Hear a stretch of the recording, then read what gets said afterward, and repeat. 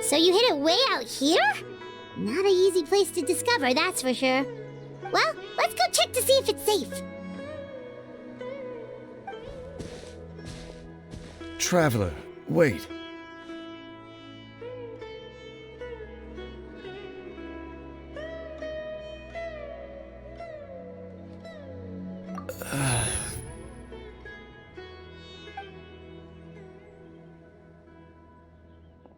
We've no time to lose. Let's head inside. Hey,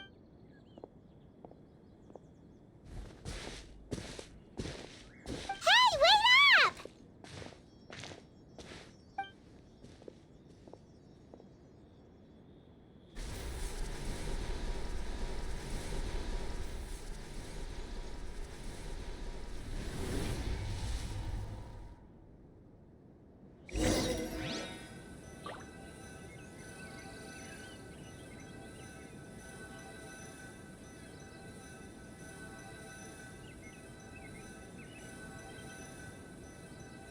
The secrets of the mechanical arts are too profound to convey in a few simple words. Oh, but why must the listener grow weary whenever I begin to divulge them?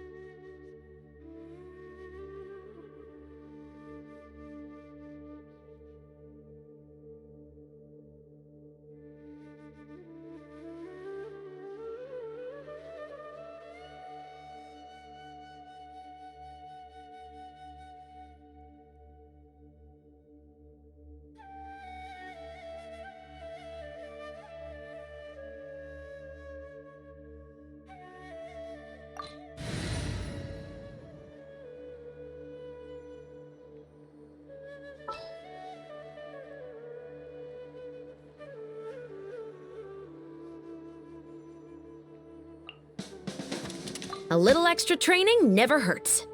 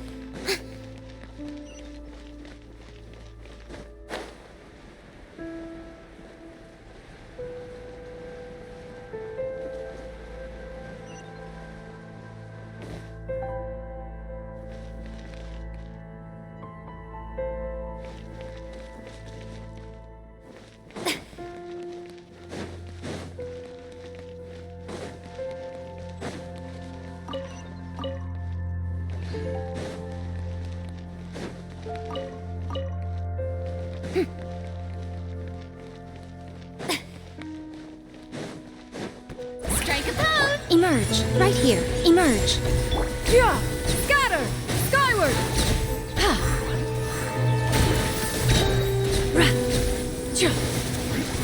It appears the mechanisms here have changed over time. You can access the upper floor through the side door. Perhaps you should try reactivating the mechanism over there.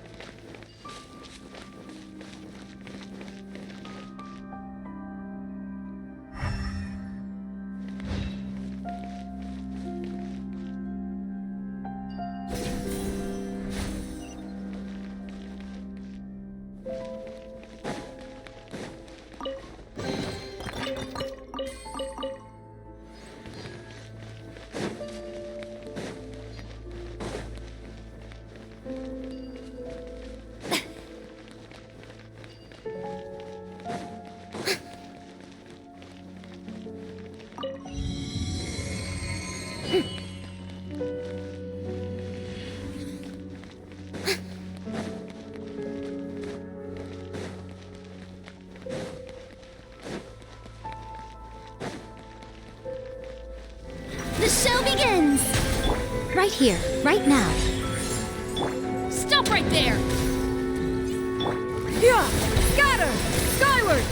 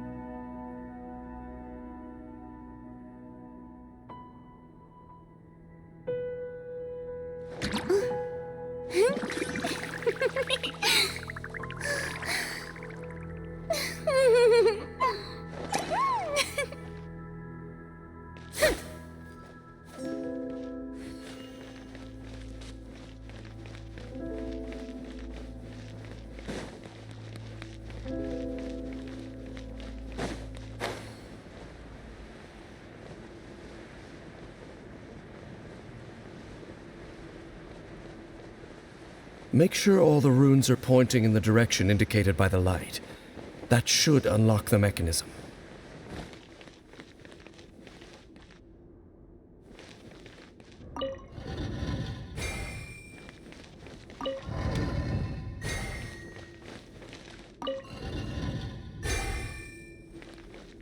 Ah, the door's open. Let's go. Our destination is just up ahead.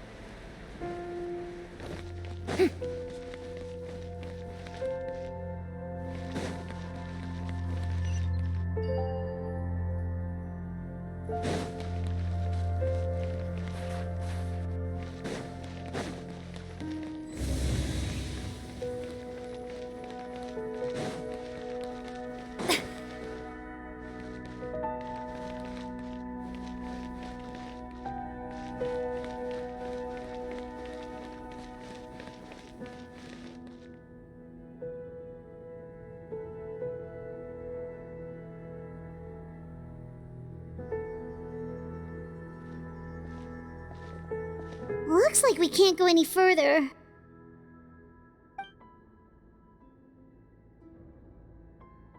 Be on your guard. I sense the presence of the abyss. It's the Abyss Order! They're here!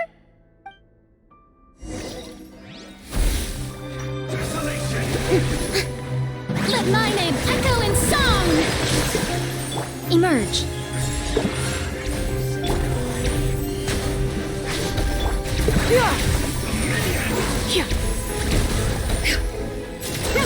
Make way for the Adeptus!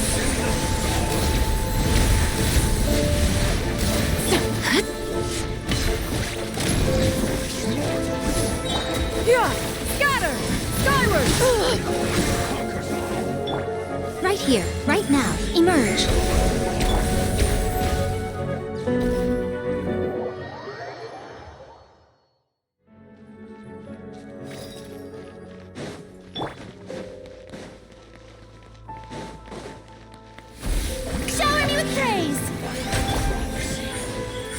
Here. Final warning!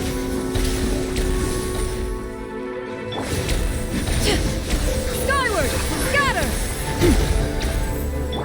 Emerge. Right now, emerge.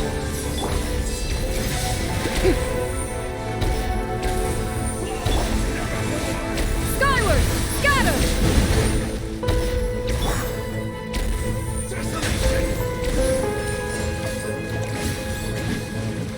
Right now, emerge.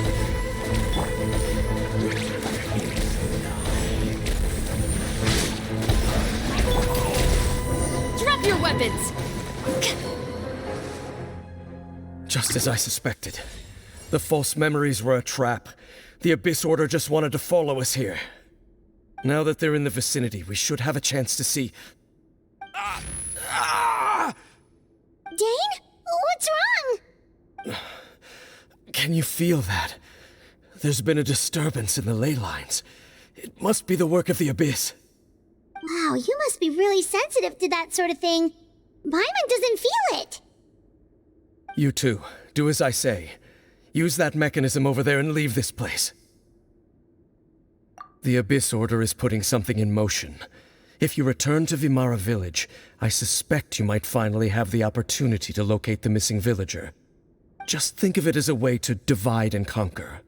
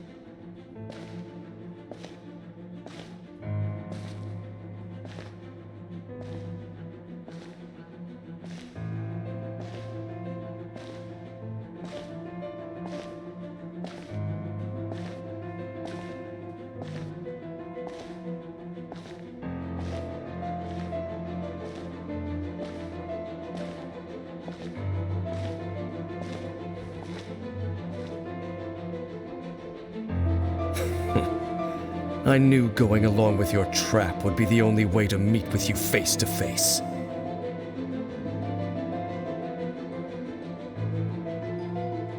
You risked your safety, and that of the Eye.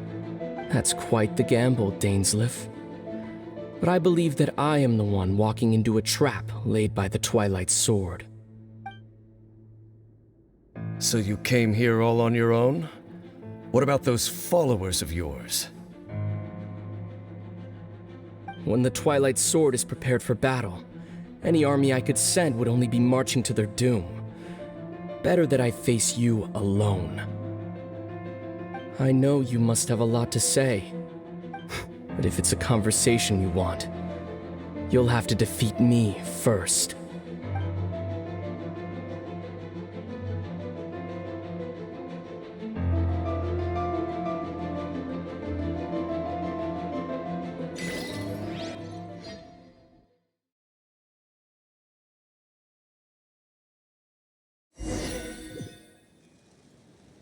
The Abyss Order's on the move.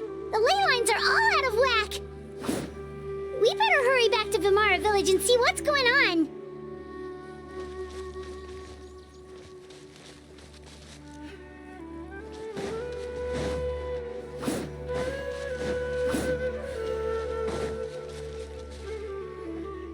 Hey, look at those hilly trails over there.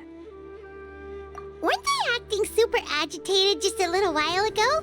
Why are they so calm all of a sudden?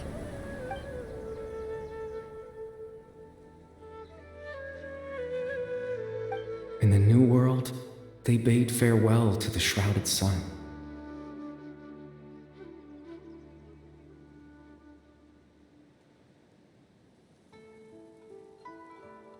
At last, they no longer needed to dwell on their suffering, or try to differentiate between various thoughts of blasphemy.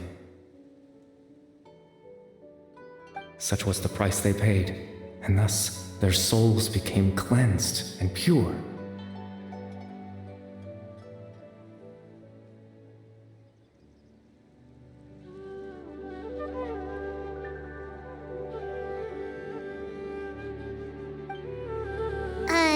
Did you hear that? What was that sound just now? It sounded so gentle. Could that voice be comforting the hilichurls in some way? Oh, this is weird. Let's check if this is happening anywhere else.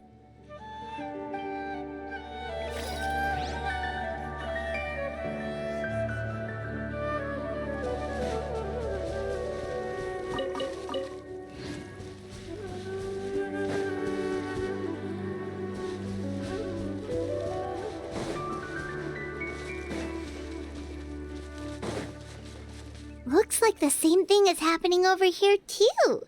The hilichurls are calm. You see, we're both still here.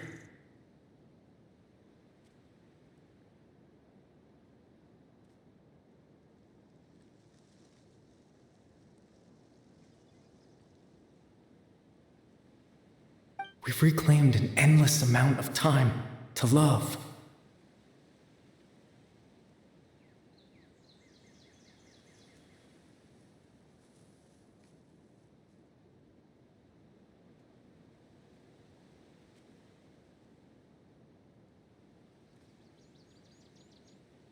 Release your tears. You no longer need to hold back your sorrow.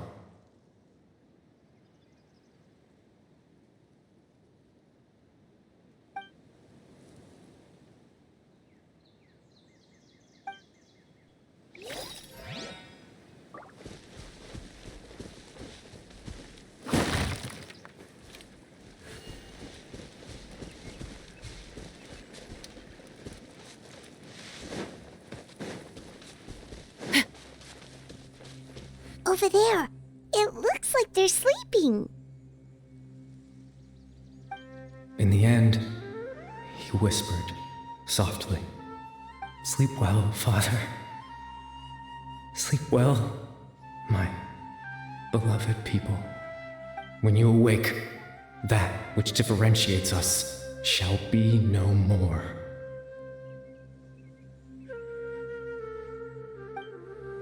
It almost sounds like a poem or some kind of story.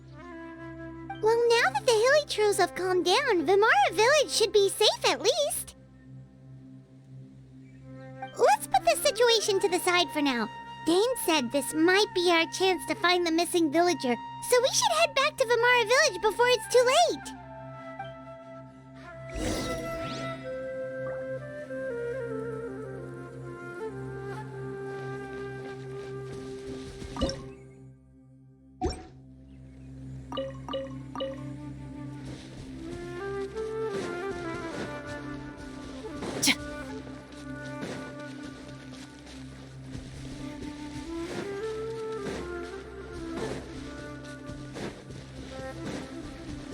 Sometimes you just need to give up and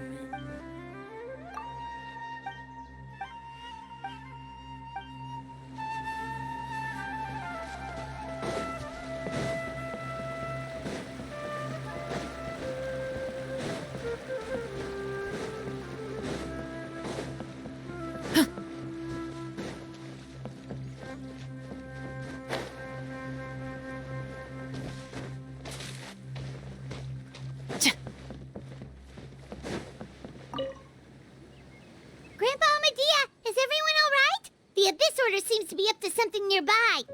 The Abyss Order? This is the first I'm hearing of it. Thank you for your concern, but as far as I'm aware, it's been business as usual here in the village. Well, that's good to hear. Oh, also, you didn't happen to come across any clues about the missing villager while we were gone, did you?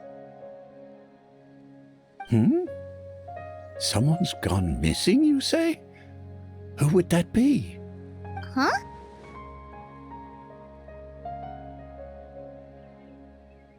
You know, the young guy from Vimara Village. The one you've been looking for all this time.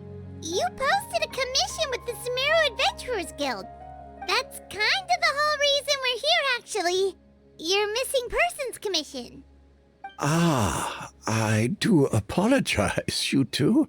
I hope I'm not worrying you too much.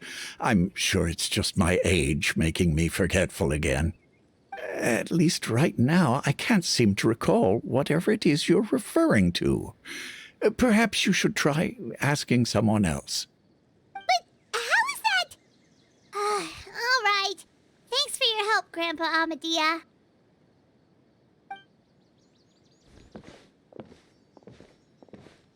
Something's definitely not right. We just talked to Grandpa Amadea about the missing villager. There's no way he could have forgotten all about him just like that. What do you think, Traveler? Could everyone's memories of the missing villager have been erased again?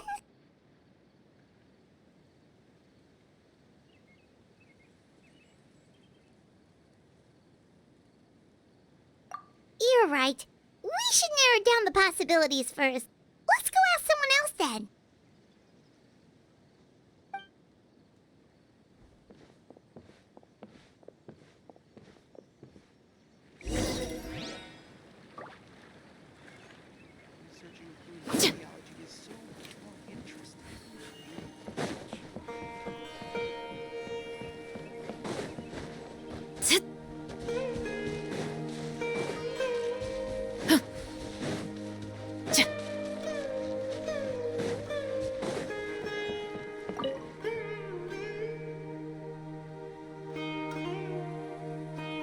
Someone's gone missing? Who? Just as expected. That guy you said a bunch of nice things about earlier? The one you always used to chat with. He's around 20 years old, and you said he was a kind, warm-hearted person? Oh, I know who you're talking about. Really? You remember? There aren't many young people who've earned that kind of praise from me. If you're certain that's what I said, then there's only one person who fits the bill. No doubt about it. But why'd you say he's gone missing?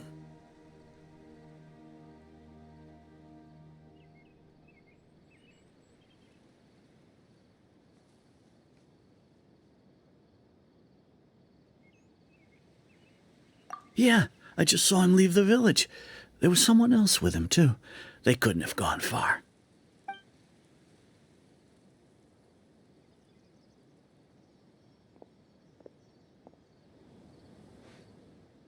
Strange.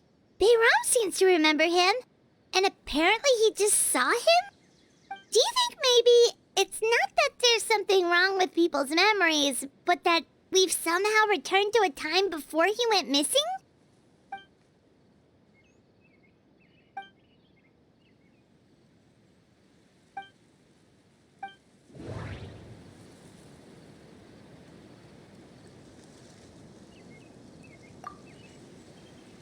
If this person only exists in people's memories, maybe we're in someone's memory right now.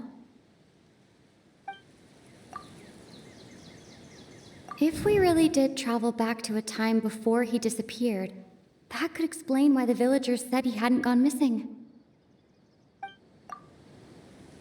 Just like what happened with Greater Lord Rukkhadevata, no one remembers him, because there's been a change in people's memories.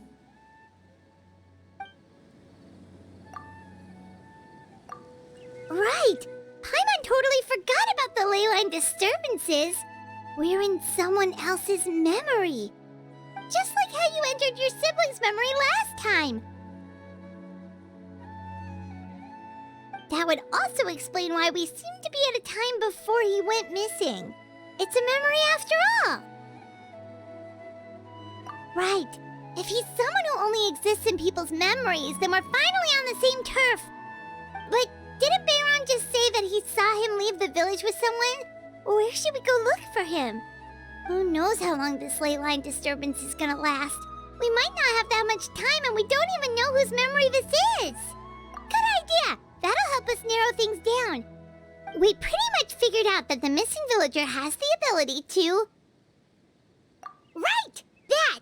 Could we try to figure out more about him using what we know of his ability? Like, does it maybe leave a trace that would somehow give him away?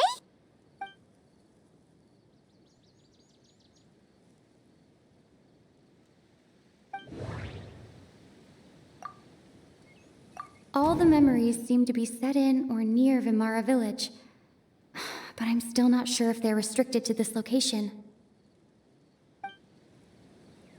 All the memories seem to be set in. If time was allowed to pass within the false memories, there's a higher chance they might conflict with someone's original recollection.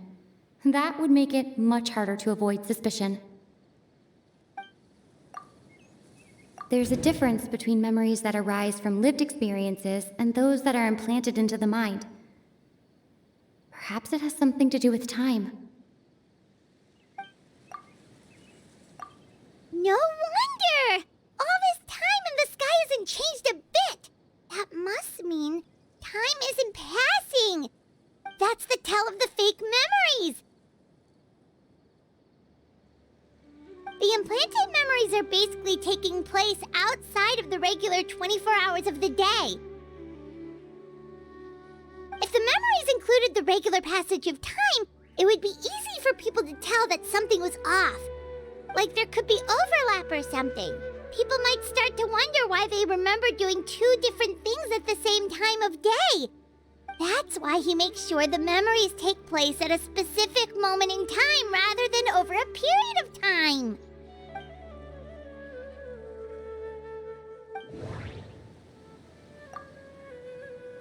The color of the sky coincides with the moment in time she described.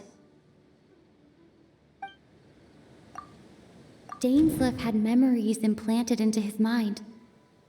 Could it be that it's happened more than once?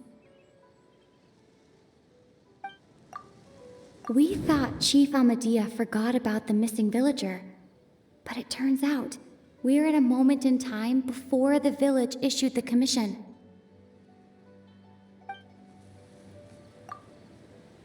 The color of the sky coincides with the moment in time she described. Oh, right! That's exactly what Atosa described! Come to think of it, every time we talked, it always seemed to be around dusk, just like right now. Time always passed by really slowly. Even when it felt like we'd been talking for hours, the sun would still be at the same position in the sky. Yep, that has to be it! This is definitely Atosa's memory. Yeah, that's where they'll be.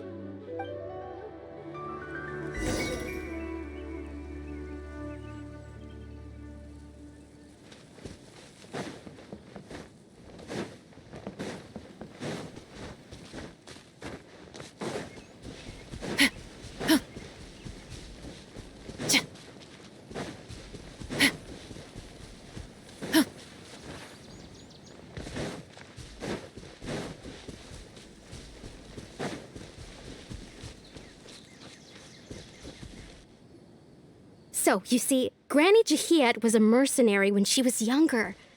She just talks like that out of habit. She's not trying to scare the children on purpose. Oh, there I go again. Always talking about my own things. Do you maybe have anything you want to share? It's okay if you don't. You could also just talk about what you think of me? Oh, I think you're an incredibly strong and thoughtful young woman. You'll meet many amazing people and live a very happy life. You won't miss someone like me. Huh? Are those your friends over there?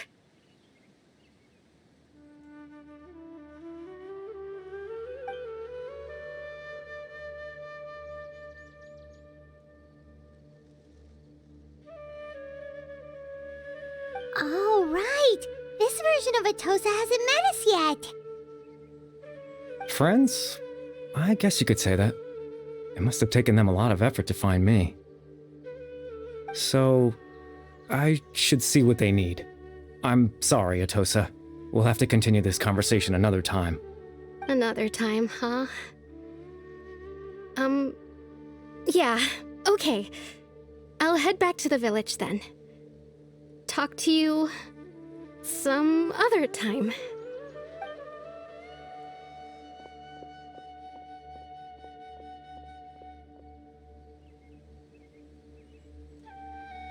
It's nice to see you, Traveler. I believe this is the first time we've met.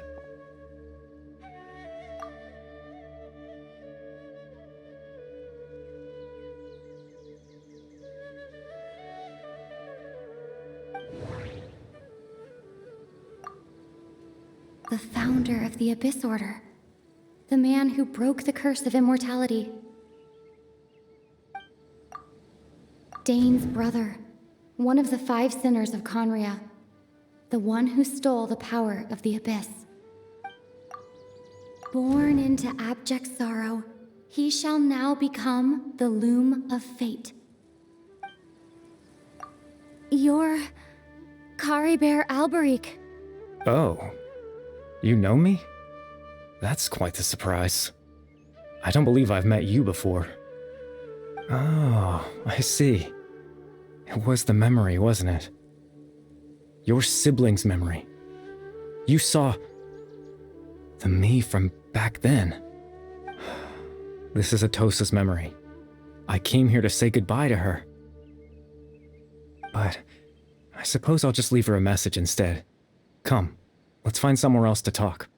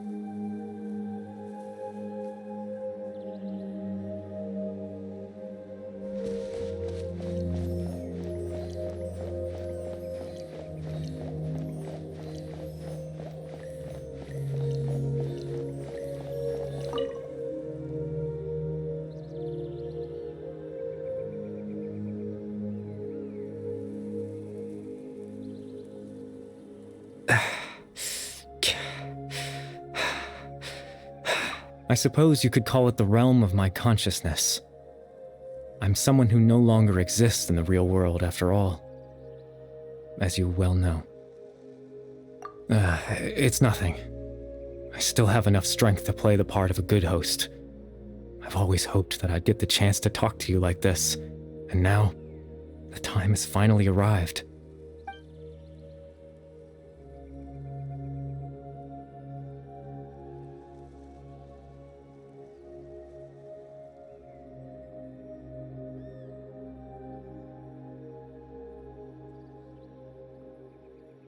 Extreme sorrow and pain, hope and regret coursing through your veins, and a degree of abyssal power that defies comprehension. Father told me that once I possessed all those elements, I would become the Loom of Fate, but despite his intentions for me, I never truly became the Loom of Fate. I was merely used as a means for its construction. In truth, I died the moment I set everything in motion. The person you see before you now is nothing but a remnant of consciousness left over within the Loom of Fate.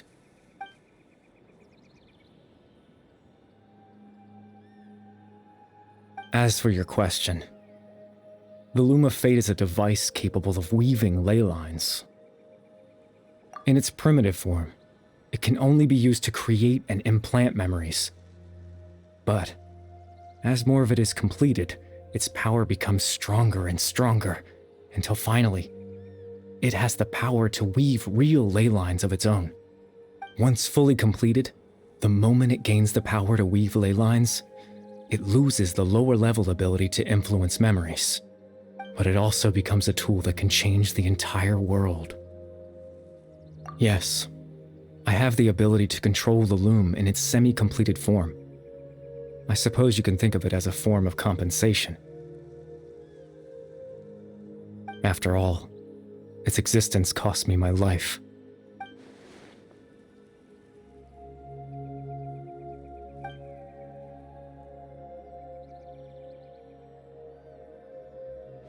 Ah, that. I was wrong to implant those memories.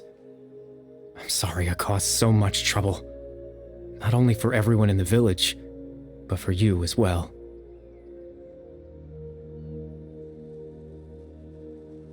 I just wanted them to feel like I once existed in this world. As if I had a chance at life.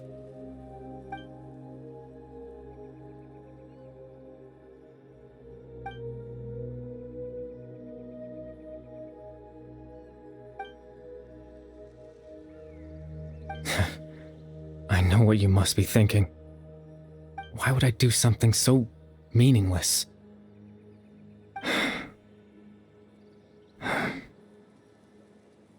But I just couldn't accept it. I had to know what it would be like if I had my own life. What kind of person I would be. What other people would think of me.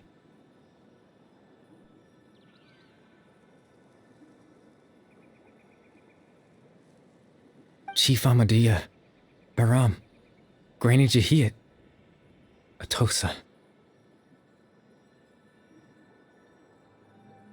What would it be like if I could live alongside them? No cataclysm, no curse. Just a quiet life in a peaceful village. I was curious, so I selfishly tried to have my own life. Even if that meant piecing together the version of myself that could have been. One memory at a time. I know it sounds stupid. After all, my life ended a long time ago. Any chance at living was stripped away from me when I was 8 years old. My consciousness left to mature in an illusory world of nothingness. Even the form you see before you was nothing but an invention based on my father's appearance. An imagined version of what I would look like if I had the chance to grow up.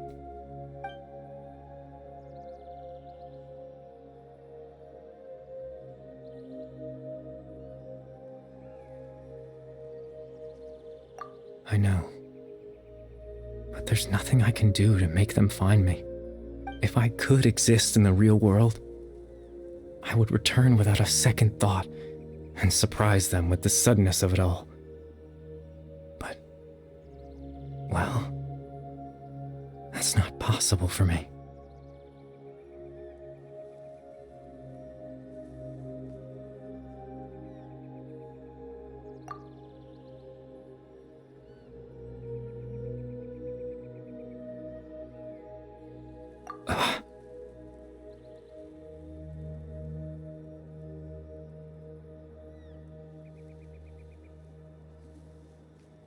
I know.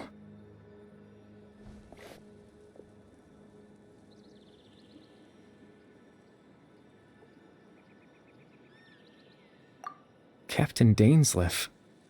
Twilight Sword, you mean? No need to meet up with him. Things should already be settled on his end. Exactly. As someone who could only exist in people's memories, the fact that I'm able to talk to you in my consciousness like this can only mean one thing. The loom of fate has already been completed.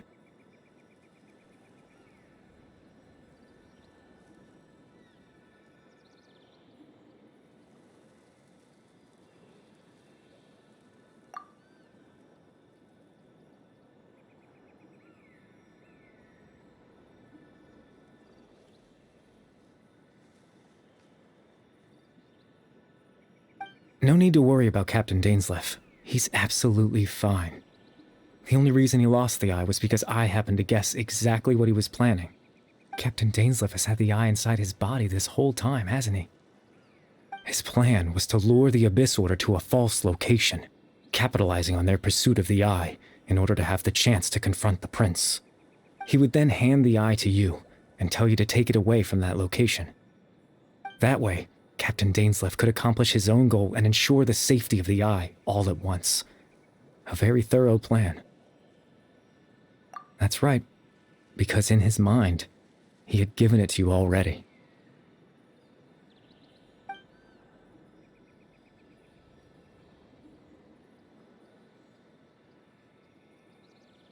Before you two entered that false location. Traveler, wait.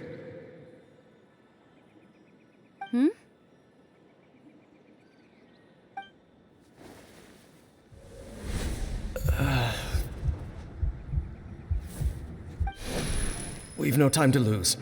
Let's head inside.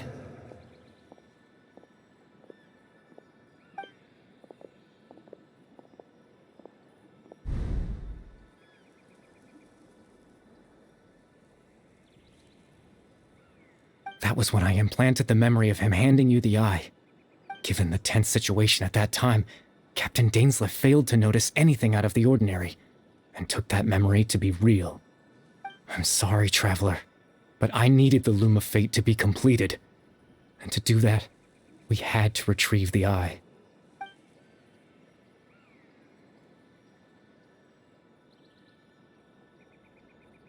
I promise I'm not trying to conceal anything from you, but I truly have no idea what the prince is planning. Tevat's ley line system is deeply entrenched in the planet. Creating new ley lines can neither replace nor extend the ones that already exist. In the face of everything they could be planning, I fear I'm too insignificant to even get a glimpse of the bigger picture. In any case, I had my own use for the Loom of Fate, and my goal, at least, has been achieved. You remember my father, don't you? Clotar Alberic. I believe you saw him in your sibling's memory. After he used the power of the Abyss to restore consciousness to my hilichurl form, I suffered from an indescribable level of mental anguish. To comfort me, my father told me a story, that this was a fairy tale world where I had to take on the form of a little monster. That story managed to dispel my fears, even if just for a moment. My goal was simple, to use the Loom of Fate in its near-completed form, when its ability to create memories was at its strongest, to implant a specific memory into the minds of the hilichurls. In that memory, I would tell them a story, just like my father did for me. It was a story of fairy tales and love. But more than anything, it was the story of us.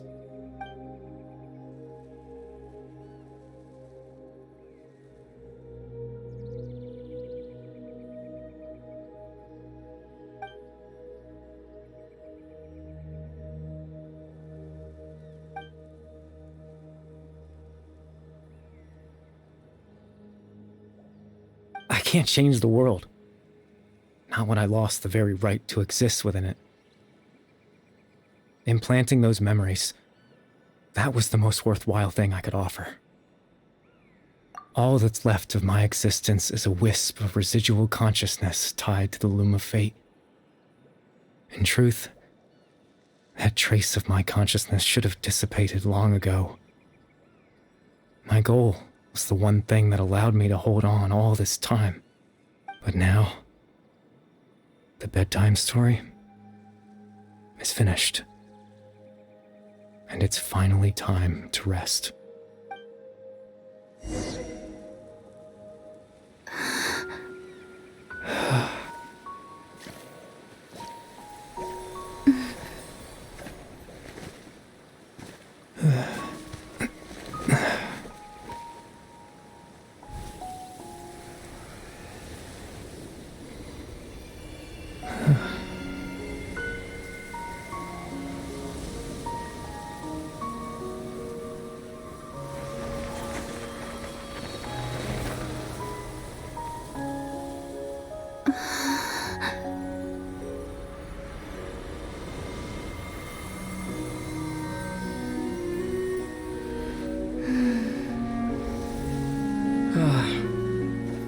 Looks like I was too late to see Corinde one last time.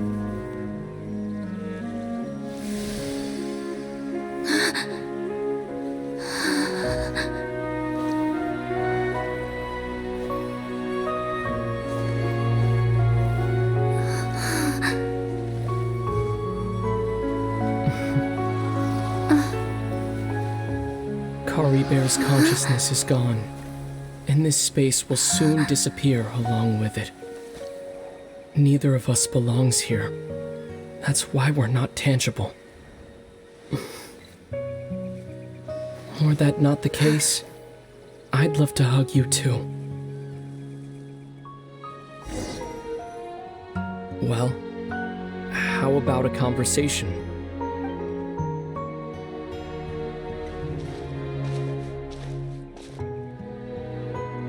The chance to just stop and talk like this is certainly not easy to come by. Wouldn't you agree? That battle earlier was tough. The one against Dane, I mean.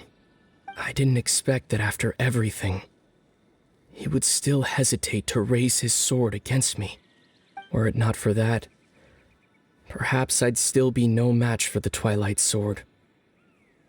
Even after 500 years.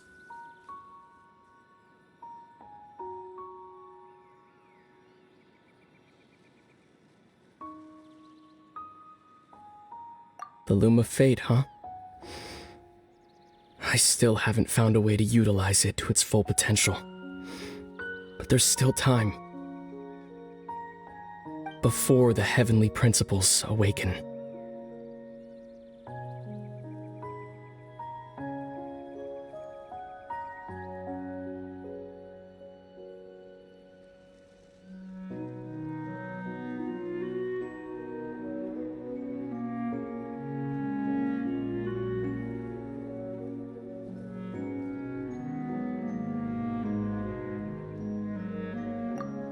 Yes, for 500 years now, ever since the cataclysm in Conria, there's been no sign of activity. Not long ago, you witnessed the Hydro Archon destroy her divine throne. Yes, such a flagrant disregard for the rules, and still Celestia took no action. I suppose that's proof enough of the Heavenly Principles situation. However, the Heavenly Principles will awaken. We just don't know when that will be, or what might trigger it.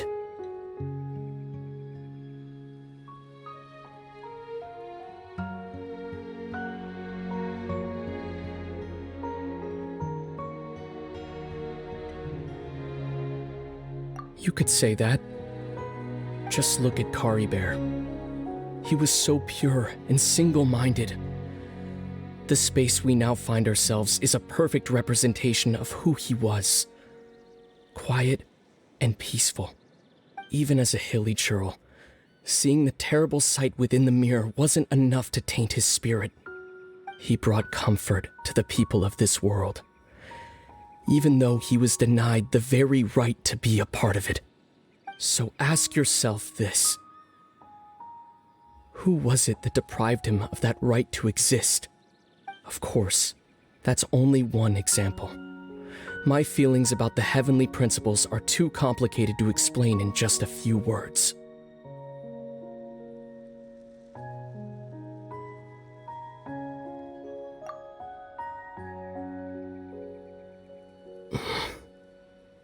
Lumine?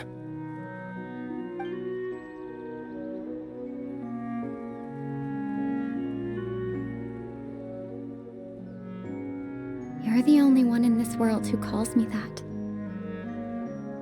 There's so much I wanted to ask you.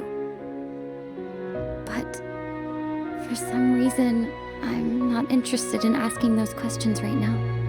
There's just one thing I have to ask. One thing I could never understand. Why? Why can't we continue our journey together?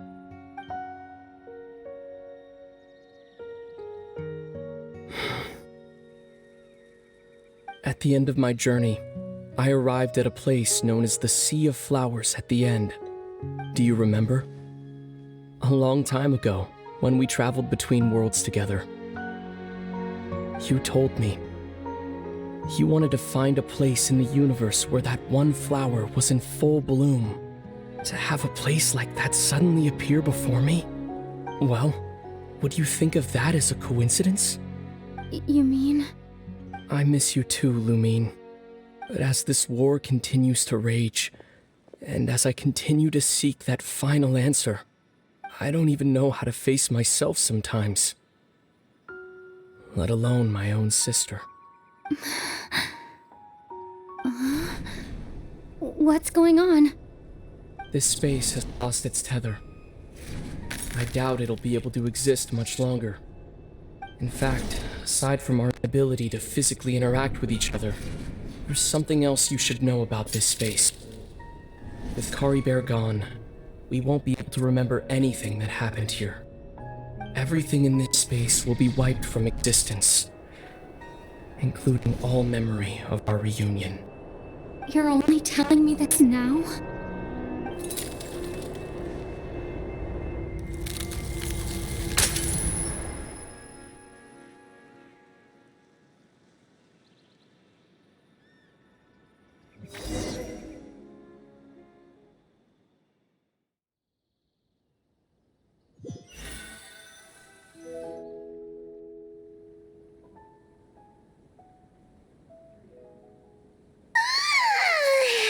Still so sleepy.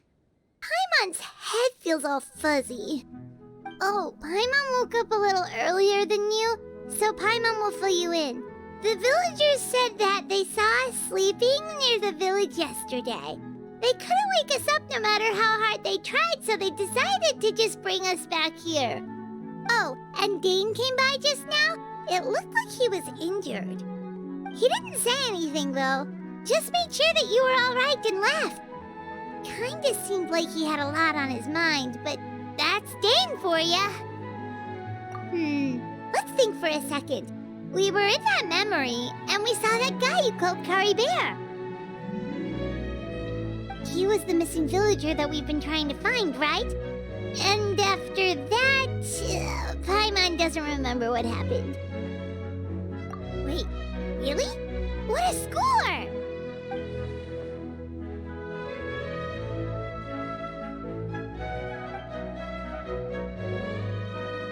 Well, what happened after that?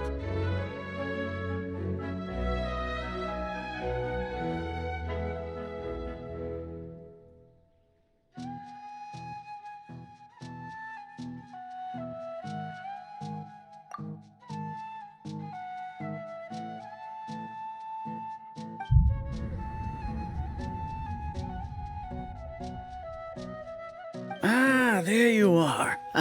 Sleep well? Bayram, you sure seem happy. Did something good happen? Something good? Huh. Wasn't anything good or bad, I'd say. It's just that, well, the village organized another search party yesterday. It didn't feel right to leave all the searching to the adventurers. So there we were, searching away, when suddenly this one guy said it all came back to him. According to him, one day around dusk, he was passing by this one tree outside the village, and he saw our missing villager. There he was, sleeping under that tree all by himself. His parents came a little later to wake him up, and they all left together. They looked like quite a happy family, apparently. And after that, well, we all started to feel like that really is what happened. Kind of strange that we forgot all about it for so long.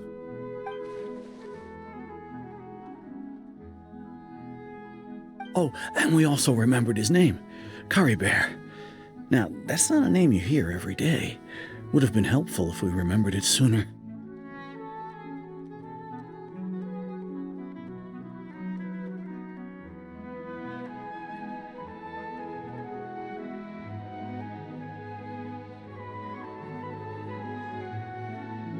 Well, I hope he's happy wherever he is, and we're all relieved now that we know what happened. Seems like everyone thinks Corinde left the village. That's probably for the best. At least they have some sort of explanation now.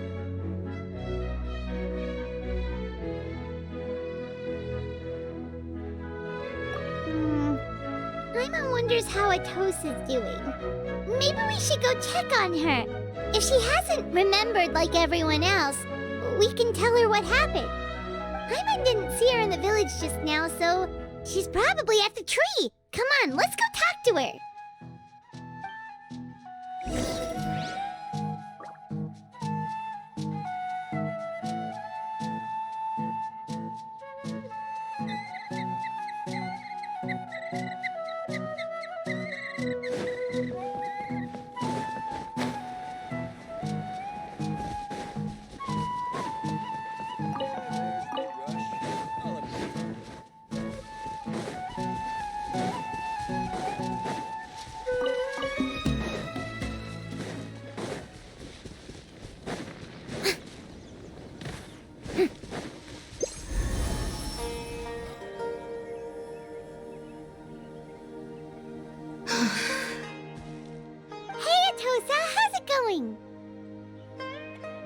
Oh, it's you two.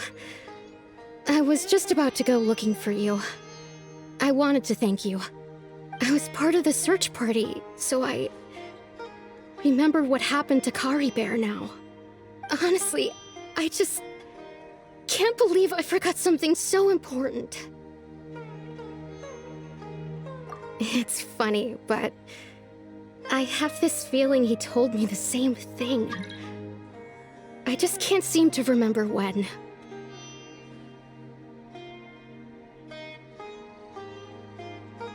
I guess it doesn't really matter anyway. Life is made up of a series of memories. As long as I hold on to our time together, he'll always be a part of my life.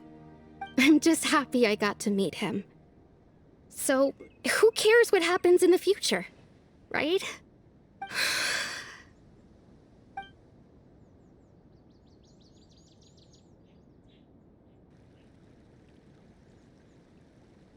Okay, I'll admit, I'm just putting on a brave face. I was dumped, wasn't I? Otherwise, why would he just leave like that without saying goodbye? You don't need to comfort me. I'll be okay. It's just like Kari Bear said. It's the things we overcome that make life more precious. And you know, if he has a heart, maybe he'll come back and see me one day. Anyway, thanks for all your hard work, you two. I promised I'd help Granny Jahiet with something, so I should head back. Goodbye. Well, that should be it, right? Everyone's lives can go back to normal now. Oh, right! Weren't you about to tell Paimon what happened after your conversation with Kari Bear?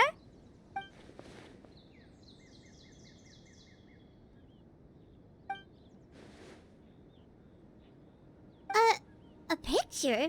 Where'd that come from? Let Paimon see.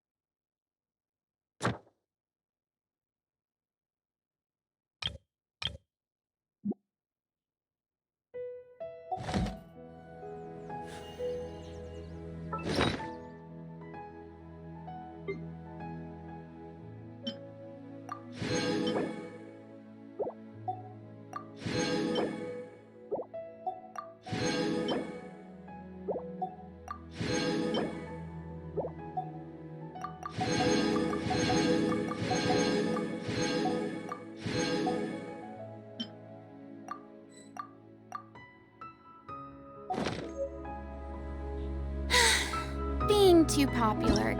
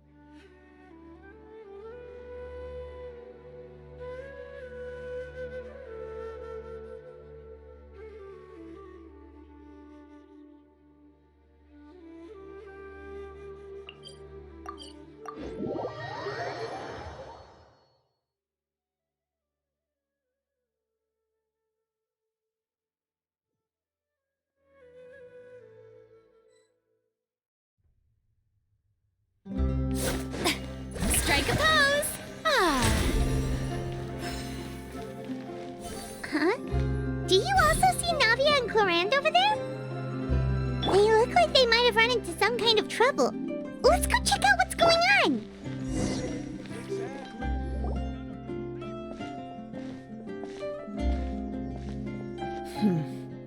Still no dice? Not at all. And I've asked pretty much everyone in the court of Fontaine already. Lynette's ears drooped as soon as she heard that we'd have to be out and about for days on end. And Fremine, he hid himself under his helmet as soon as he realized there'd be people around that he didn't know. What about Chiori and Charlotte? I feel like both of them would be more than up to it. I've asked them already, but they're both pretty busy right now. I just gave the members of the Spina a few days off, too, so I don't want to bother them either. This is getting pretty difficult. Navia, Corinde, what's up? Oh my. Well, if it isn't my dear partners. How are you all doing? Huh. Navia? Huh? Oh, you mean... Yep, this is our chance.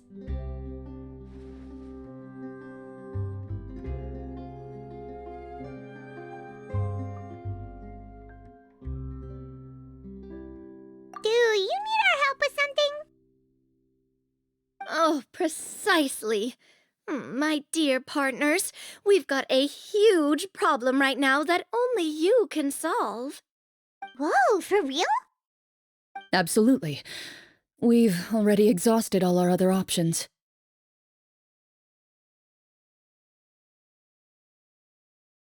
Traveler, Paimon. Would you join us and play Marechaussee Hunter Judgment Day? Marechaussee what now? It's a new game script by the Tabletop Troupe, a local roleplay adventure club. Ever heard of the Tabletop Troupe? They put out games that allow you to participate in a story and roleplay characters with your friends. Oh, I've loved their stuff ever since I was a kid. That sounds super interesting. Corinde and I are both veteran members of the club. Recently, someone came up with a new script and was looking for people to help playtest it for them. And when they asked, of course I couldn't refuse. I mean, come on! A brand new script? Nobody has ever played it before. Generally speaking, scripts at that level of development have a lot of issues, but I think this one is pretty solid. The author obviously put a lot of work into the story, and the world building is also quite credible. Whoa! I know I was the one that handed you the script, but some of us haven't read it yet. No spoilers, please. Anyway, the script calls for a team of 4. Ah, yes. We're missing one final player right now.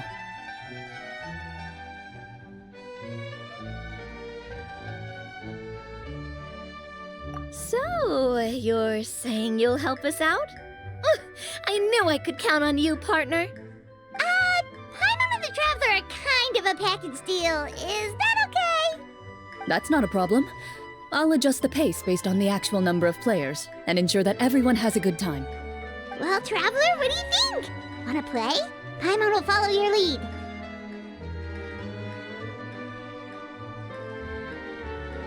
Well, that solves our problem. You have our thanks. Woohoo! I'll go grab the script manager from the club right away. The script manager? Didn't you just say that you gave Corinde the script? The club introduced a completely new kind of gameplay for the script. In this iteration, the Game Master's version of the script is incomplete. The script manager provides the next part of the script only after players have completed the current list of objectives. On top of that, in order to increase player immersion, the club has created some of the story's sets and scenes in real life. We'll only know where we should go once the script manager reveals the starting location. Wow, you're right. Whoever wrote this script really did put in a lot of work. And it's got a real healthy amount of suspense, right? I mean, even the GM doesn't know how the story will end. I look forward to experiencing it with you all. Why don't you go meet up with the others first? They should all be waiting at Chioria Boutique. I'll come over with the script manager as soon as I find them. Sounds good. Remember to always watch where you're going, and don't rush. You say that like I'm 6 years old or something. Let me think. What kind of character should I play this time? I just hope you'll pick up some useful skills this time. Oh, and stop trying to persuade every animal you come across.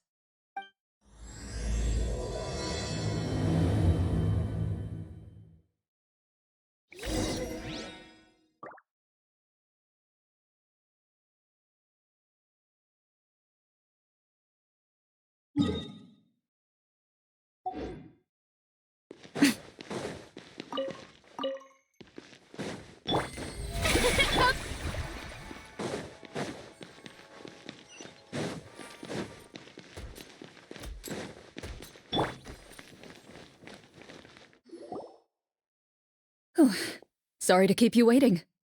You're back! Huh? And you've got the Traveler and Paimon with you, too! What a pleasant surprise. I assume you'll be joining us for the game, then? Linny, Farina! Paimon didn't know you were playing, too! Are you also members of the Tabletop Troupe? I'm more of a casual member, if anything. I haven't taken part in many formal club activities. Lynette Fremine and I play something similar at the Hotel Bouffe Tété sometimes, but I'm usually the GM. Still, I'm sure it'll be fun being a player for the first time. I'm looking forward to it. Well, I'm not a member of the club at all. Claran simply woke me up first thing this morning, said there was a good script worth experiencing, and asked if I wanted in. If you're interested, I can give you a referral. That should give you a 40% discount on membership fees. I I think I'll wait to see how this experience plays out first, especially when it comes to the quality of the script. If it's sufficiently fun, then I'll join. Do you participate in a lot of tabletop troupe activities, Clarinde? You could say that. She's actually one of the few senior game masters of the troupe. Ah, right. I knew about that even when she was still my subordinate. It's nothing. Really, just a small hobby of mine. Wow. Hyman's so used to seeing you be all upstanding and intimidating as the champion duelist. It's kind of hard to imagine you role-playing with a bunch of friends. Surely you jest. I would never intentionally make things difficult for my players.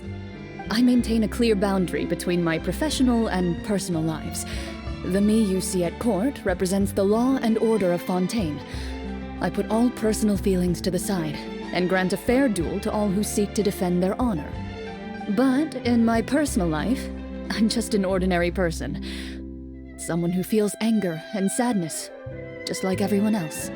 Well, you say that, but for all the time I've known you, I don't think I've ever seen you cry. I've seen you get angry, sure, but now I'm wondering whether you were actually mad or if it just looked that way from the outside. I was probably in work mode during those times. Is that so? Well, in any case, I just feel like even in your personal life, you don't get emotional very often. So you want to see me cry? That might be a little difficult. A show of anger, though, that might be something I could accomplish. No, that's not what I meant.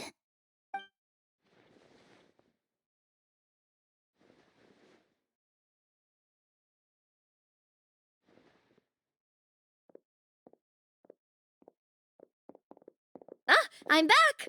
Here, allow me to introduce you to the script manager, Mr. Florian. Pleasure to meet you all. Wait, are you a champion duelist too, Mr. Florian? Oh, no. This is just the costume provided by the club. I occasionally play a few of the roles in my scripts.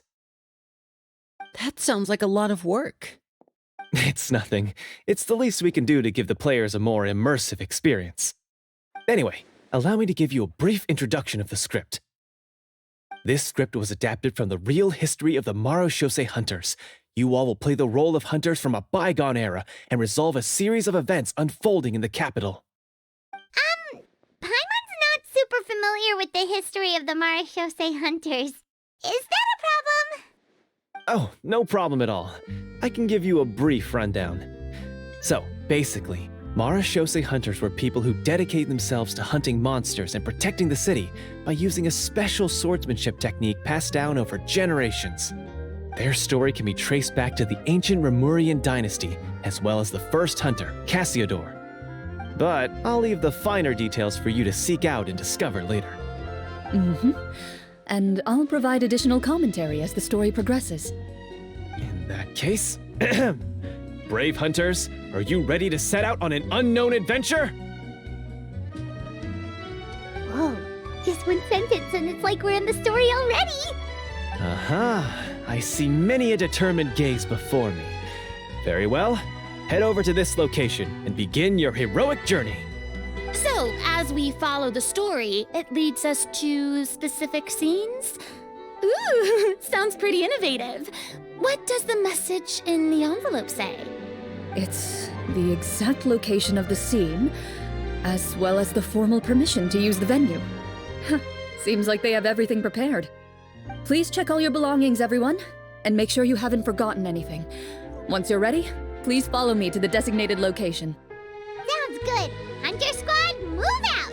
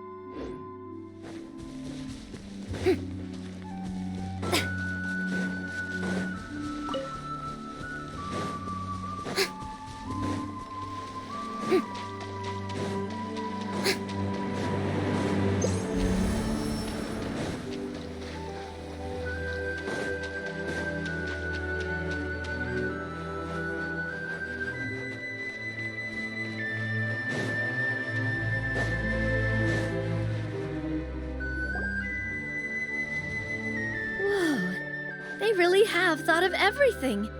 Even the phaetometer is here and ready to go for us.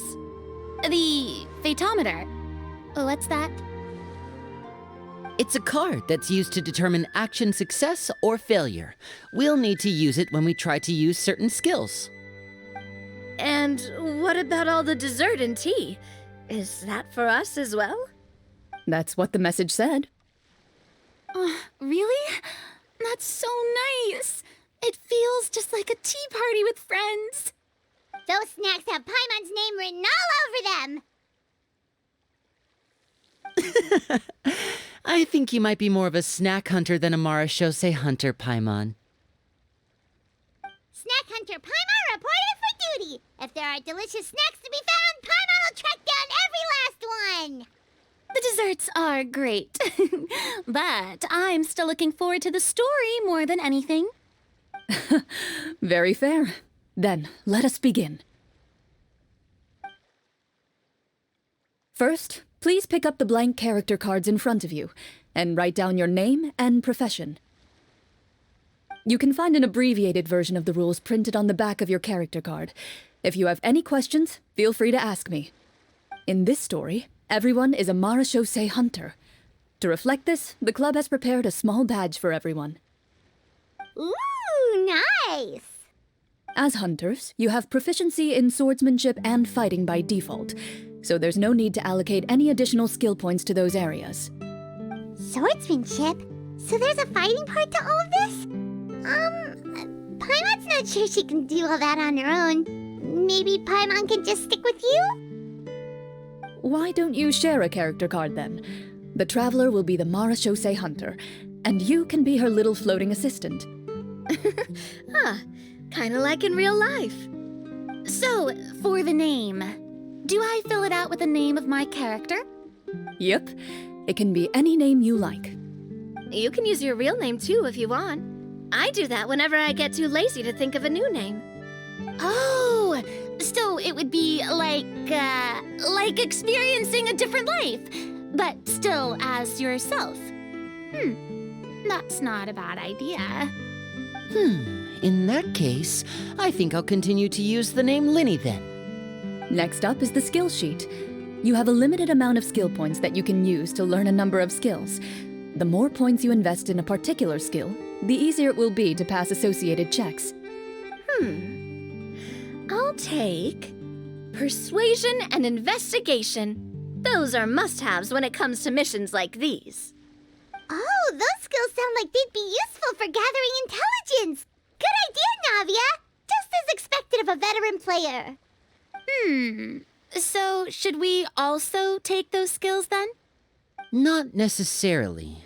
Since we're working together as a team, we could leave the negotiations to Navia and use our skill points to pick up other useful skills. For example, I think I'll take stealth and sleight of hand. That will give us more options if we run into any situations we can't negotiate our way out of.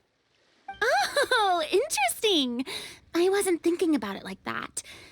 I suppose it's not so different from an acting troupe. Everyone has their own role to play. Let me see. I'll take arts and performance. I'm not quite sure what use they'll be, but I'm not as knowledgeable about the other skills, and I'm not too confident I'd be able to roleplay them well. Well, that leaves us. What do you want to learn, Traveler?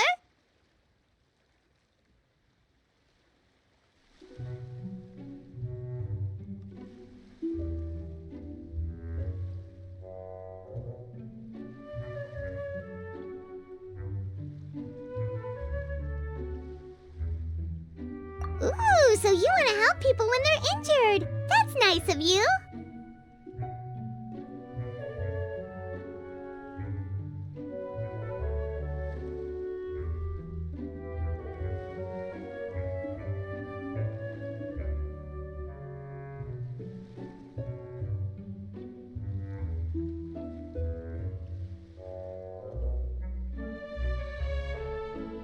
Oh, something that'll help you get a read on other people's thoughts. Sounds useful. So what do you think? Are you sure you want to learn these 2 skills? Let's see.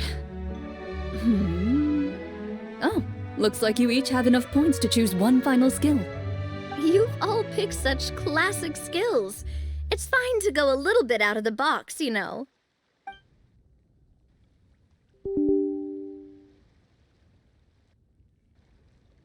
For example, this one here. Summon. Doesn't it sound super mysterious and cool? Oh, I saw that one just now as well.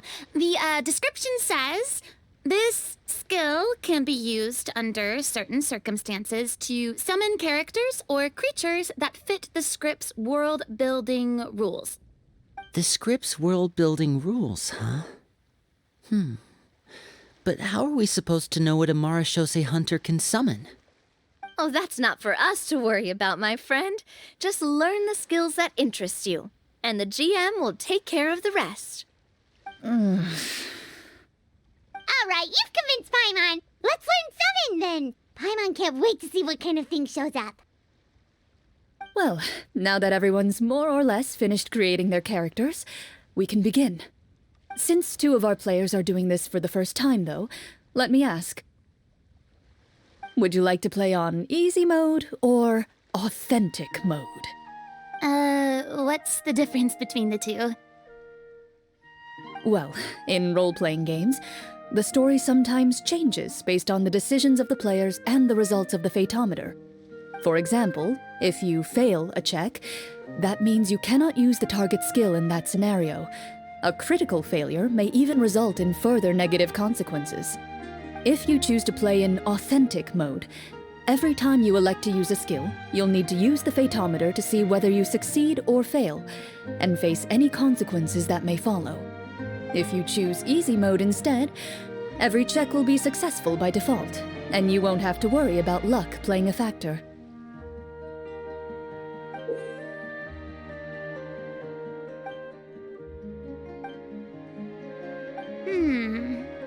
Given that I'd like to focus on the story, I suppose I should pick easy mode. I'd feel bad if I brought the team down by failing my checks. Huh? Oh, come on. Don't worry about that. RNG is the lifeblood of role-playing games. I'm going with authentic mode for sure. Never knowing what you might have to overcome. Ugh, doesn't that sound exciting? I'd rather be mentally prepared for what might happen. All right, then I'll mark down Farina for easy mode. All her checks will be successful by default. As usual, Navia and Linny will play on authentic mode. What about you, dear partner? How would you like to play? Are you sure? Trust me, you'll see the beauty of RNG. Honestly, I don't think Corinde would make things too difficult for us no matter what the Fatometer says. Isn't that right, Corinde? No promises. That wasn't super reassuring. Well, anyway, enough talk. Let's get started. I want to experience at least a good chunk of the story today. Speaking of the story, why is the beginning scene on a beach? Well, that's because... a long time ago, back when human civilization was still in its infancy, powerful demons and evil sorcerers ruled over the land. They created a host of monsters and sent them to slaughter all humans in existence. Soon, a group of human rebels banded together. With their swords raised, they swore to brave the darkness, and in doing so, subdue each and every monster that sought their destruction. They became known as the Marachose Hunters.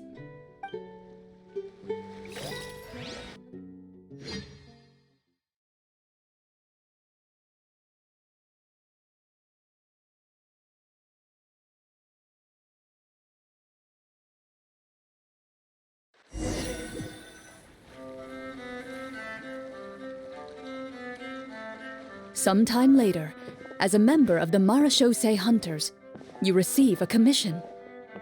Following the address provided on the message, you take a boat and arrive at this strange city. As you inhale, you can taste the slightly salty air of the docks as you begin to survey your surroundings. There aren't many people in the vicinity, but you do take note of a few others who, like you, seem to be sizing up this place. Your eyes meet, and you realize these people are fellow Marachose hunters, likely led to this location after receiving the same commission as you. You're all Marachose hunters too, right? Allow me to introduce myself. The name's Navia, monster hunter by trade and helpful neighborhood businesswoman on the side. What say you to traveling together? We can help each other out on the road. Okay, count me in. My name is Linny. I've been wandering since I was little and picked up a few less than legal tricks along the way. I was adopted by a Marachose hunter and later chose to follow in his footsteps. Is this where you introduce your character to everyone? It sounds like they've done this dozens of times. My name is Farina, and, I grew up in a noble family. I always had a strong interest in performance and the arts. Even though I'm a Marachose hunter, what I really want is to be a performing artiste. Hey, that's really cool. You can do it, Farina. That's exactly how it's done. Paimon is Paimon, a good friend and companion to this Marachose hunter right here. I've been studying medicine ever since I was a child. I want to do my part to eradicate these monsters and use what I've learned to heal others. Oh, welcome, welcome. When we face the monsters, I'll make sure to charge in front to give everyone some cover. You can take care of the healing at the back. You open your envelopes at the same time. The message reads, "To the honorable and trustworthy Marachose hunters, our kingdom is currently facing a grave crisis. The lands outside the capital have been overtaken by monsters, and our people are being led astray by forces of wickedness. We beseech you, please help us resolve this crisis and return peace and stability to our home." The layout of this city looks super familiar. It kinda reminds Paimon of Mondstadt! The scriptwriter must have used a real-world city as a reference when coming up with the map. As experienced hunters, the layout of the city reminds you of places once traveled. You recall the sight of tree-lined streets and the gentle tranquility of days gone by. Yet, as you regard the city in front of you, it appears to be little more than an empty shell. Its hollow gates are open to you, beckoning you to come forth and bring salvation back to the town. I carefully read every line of the letter and turn my attention to the signatures at the bottom. Who issued this commission to us? You see a long string of unfamiliar names. It would seem that many of the residents of the city issued this commission together. They sensed that things were not right within the kingdom and sent a distress signal to the outside world. In that case, why don't we take a walk around the city and see if we can learn anything from the local residents? Oh, good idea.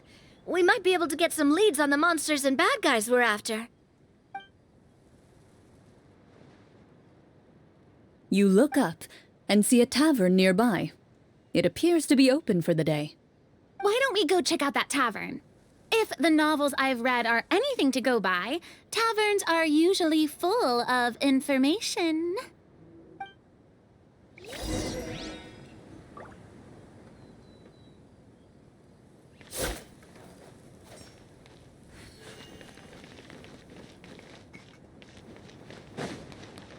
As you approach the tavern, you find a plainly dressed woman standing nearby.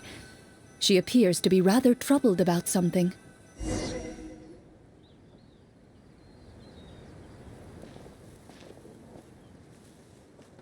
Greetings, friend. Lovely weather we're having today, don't you think? Oh, hello. I suppose you're right. The weather today is quite lovely. If only those monsters out there would stop causing trouble.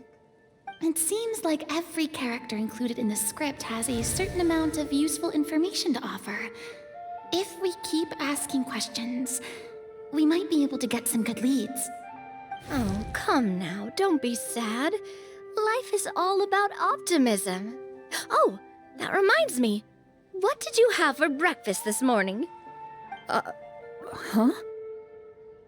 I don't think that's the kind of question we're supposed to ask. Nothing turns a frown upside down like good food. How about some macarons? I could make you some. You didn't even take cooking as one of your skill proficiencies. That's not necessary, miss.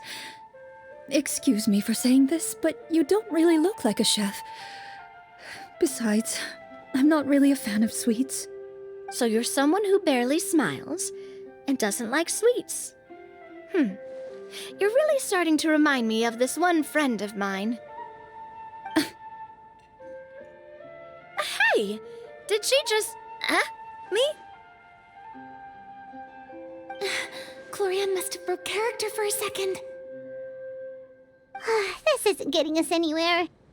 Traveler, maybe you can think of something.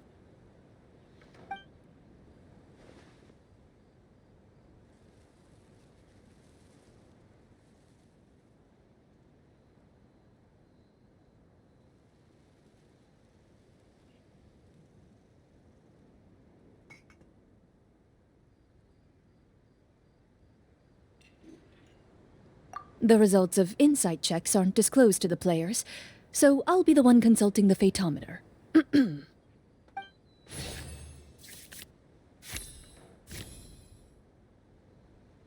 You recall all the lessons you've learned in your time and begin to carefully observe the woman's mannerisms. You notice that when she's quiet, she has an empty look in her eyes, as if her thoughts have drifted to a place far, far away. And when she speaks, she often subconsciously reaches out to touch the ring on her left hand. So you noticed.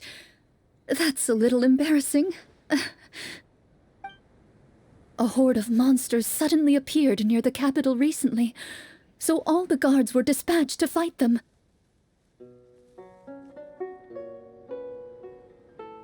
Do you remember when those monsters appeared? I'm not completely sure. All I know is that my husband was dispatched to fight them 3 days ago. Do you know where he was sent? It all happened so fast. When we said our goodbyes, he couldn't even tell me where they were sending him. You have our thanks, friend. We'll find and defeat those monsters as soon as possible. We sincerely hope your husband will be able to return to your side soon. Thank you. Don't worry. We'll find him. Just try to remain optimistic and wait for good news. We don't always get to choose what happens to us. But we do get to choose the little things like what we eat and how we respond to the things life throws our way. I hope that one day you too will recognize the power of something as small and inconsequential as a delicious dessert. I'll do my best. You bid farewell to the woman and continue your journey further into the city.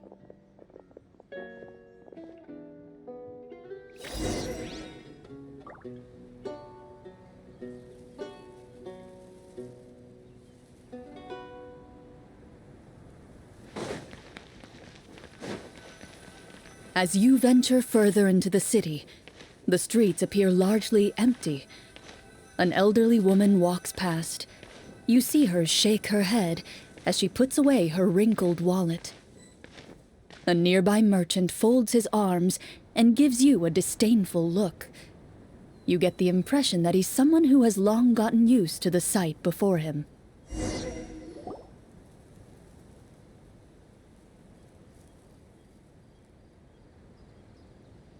Although he doesn't seem very friendly, merchants are usually a good source of information, right?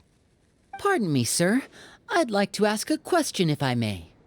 That depends. How much are you willing to pay? How about this much? What do you take me for? Some lowly beggar? You can't even buy half an onion with that amount. Surely an onion can't be that expensive, right? What do you know? War is nearly upon us. Everything costs several times what it did before. If you're not gonna buy anything, then scram. Whoa, what a nasty guy. Maybe we shouldn't even bother talking to him. But he still might have information we need. Traveler, can you think of something?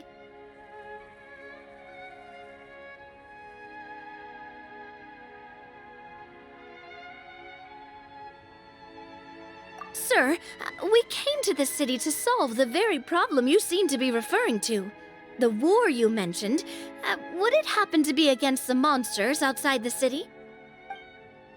If you happen to be well informed and know a thing or two about what's going on, we'd appreciate it if you could share that information with us. After all, the sooner this problem gets resolved, the easier it will be for you to do your business.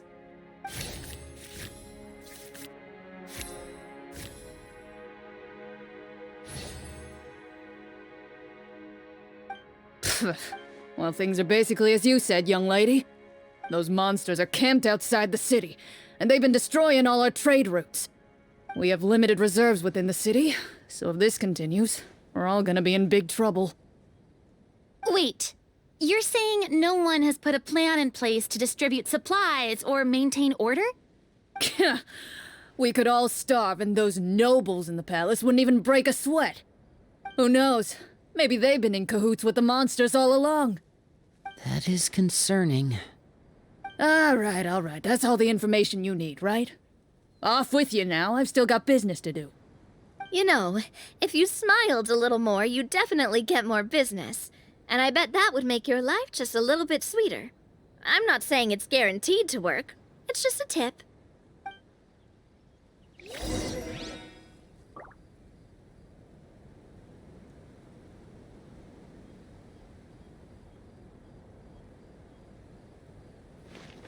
Should we try to go somewhere with more people?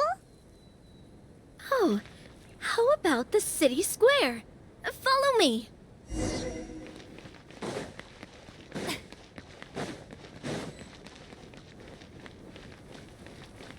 Before you lies the city's central square.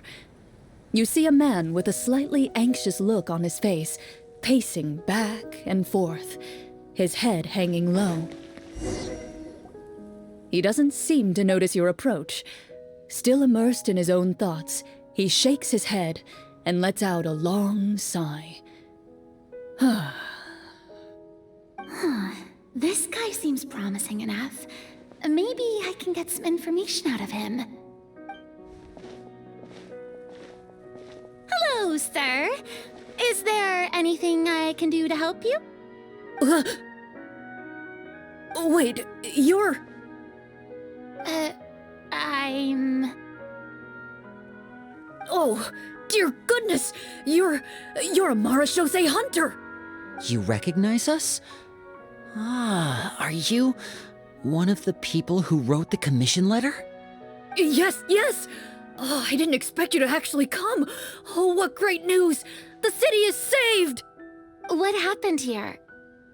Alas, we once lived comfortable, carefree lives. This city used to be free of monsters.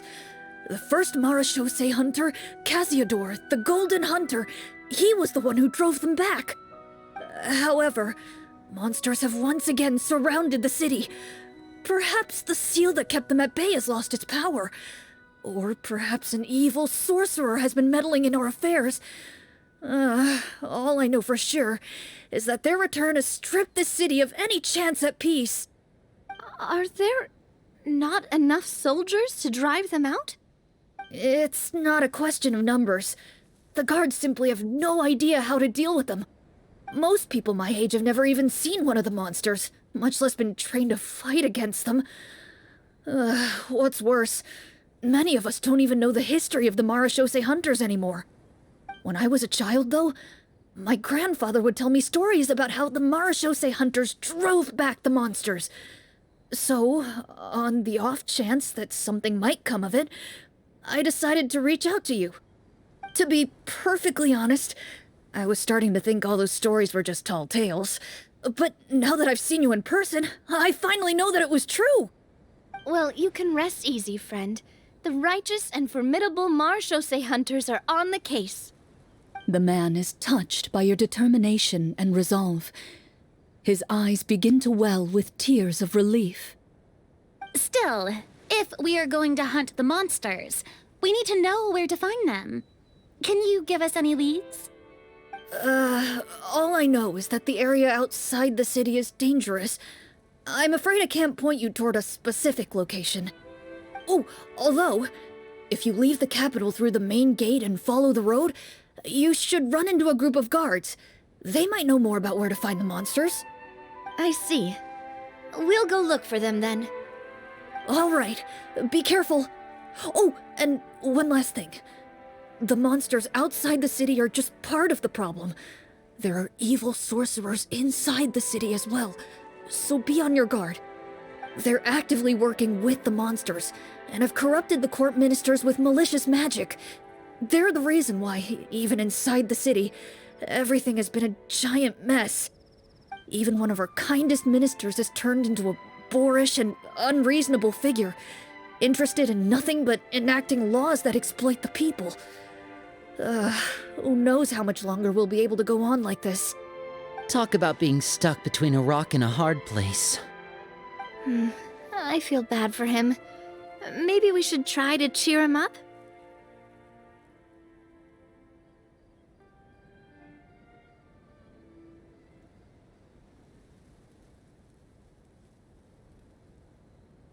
Huh? Like, now? Is this really the right time? I appreciate your kindness, but for now, it's more important to focus on the crisis at hand. Brave hunters, I leave the future of this kingdom to you.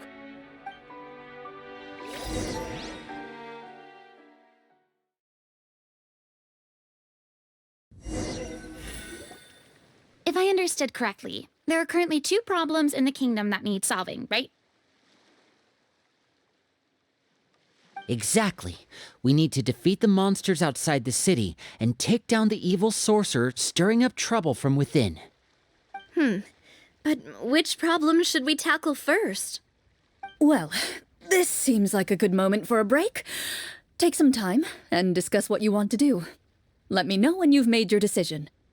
I really didn't expect the people in the city to keep us at arm's length like that. I totally thought the hunters would be treated like heroes.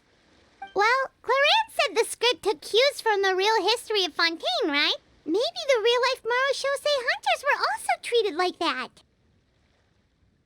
I wouldn't say it's a perfect representation of history, but there are definitely some similarities. Would you like to hear more about it? Sure. As long as it doesn't spoil anything in the script. You brought up bits and pieces of the hunter's history before, but it was all in passing. Paimon wants to know too! The hunters were super powerful, right? Were they all from a special line of supernatural beings or something? Kind of like the yokai in Inazuma? No. All Marashose hunters were ordinary mortal fighters. The only thing that set them apart were the special sword techniques passed down over the centuries. Huh? So you mean anyone could become a Marashose hunter? In theory, yes. All you would need to do is survive the rigorous training and master the swordsmanship techniques required to fight the monsters. Still, most people dropped out at the early stages, and others called it quits the minute they saw a monster in person. To become a hunter, you must be strong in both body and mind. What kind of monsters did the hunters fight exactly? Oh, and the evil sorcerer the script mentions. Did they exist in real life too? The land of Fontaine once played host to an ancient dynasty known as Remuria. After that dynasty fell, monsters began to appear, intent on obstructing humans from establishing a new social order. One of the ancient sorcerers of Remuria used his power to assemble a formidable army of golems. He sought to use that force to establish himself as king. Now wait a second. Don't tell me that guy was the inspiration for the evil sorcerer in the script. We still haven't found any in-game information on him yet. So, why don't you talk about someone else for now? Well, I wasn't planning on going into anything you might be able to find out in the game. But if you want me to talk about something else, then... How about Casiodor, the Golden Hunter? Or Egeria, the ex-Hydro Archon? Wait, but those people are all from a super long time ago. Where did you learn all this, Clarande? From my master. Huh, by master, you mean Miss Petronia? Someone you know? Absolutely. Miss Petronia and my father were good friends.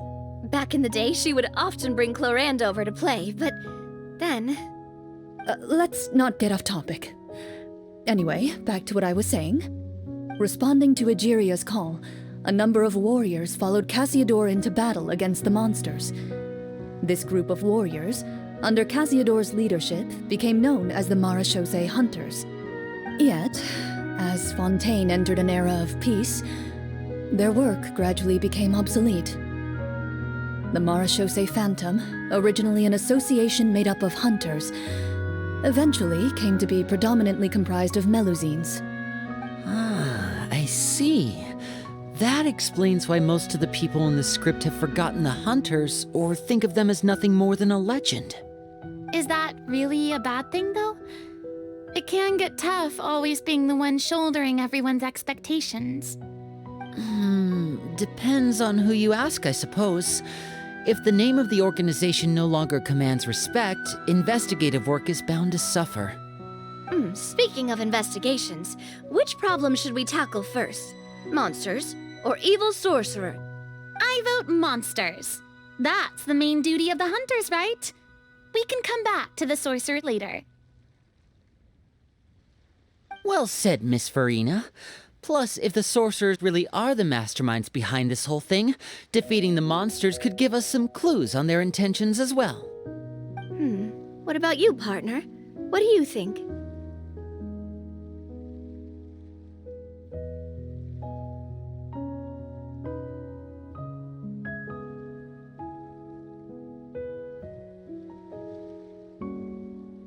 I mean, you're not wrong. But those characters are usually the ones pulling the strings behind the scenes. More often than not, they're very formidable opponents. Going after them now might be jumping the gun a little bit. We don't want a total party kill on the first day, right? With Clarande as the GM, I wouldn't rule out the possibility.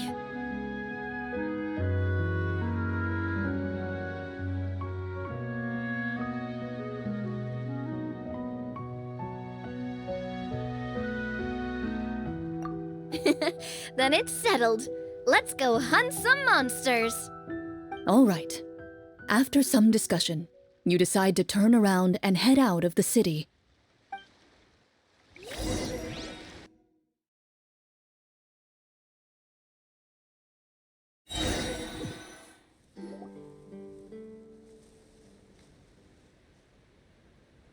Let's take a look around, like that guy said.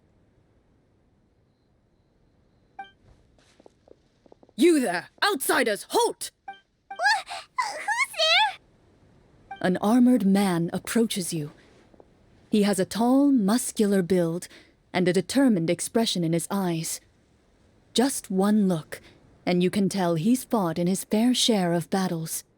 Although he's trying his best to conceal his current state, his uneven gait and the sweat dripping down his forehead make it obvious that he's been wounded and is in serious pain. I'm the captain of the guard. I saw you sneaking around the city earlier, so I'll only ask this once. State your purpose, or it's off to the dungeons for the lot of you. Wow, it's been a while since someone's been this suspicious of us. I said talk, not whisper between yourselves. Have you ever heard of the Marchese Hunters? Marachose hunters? Ha! That fairy tale, you mean? What, do you expect me to believe you're one of them?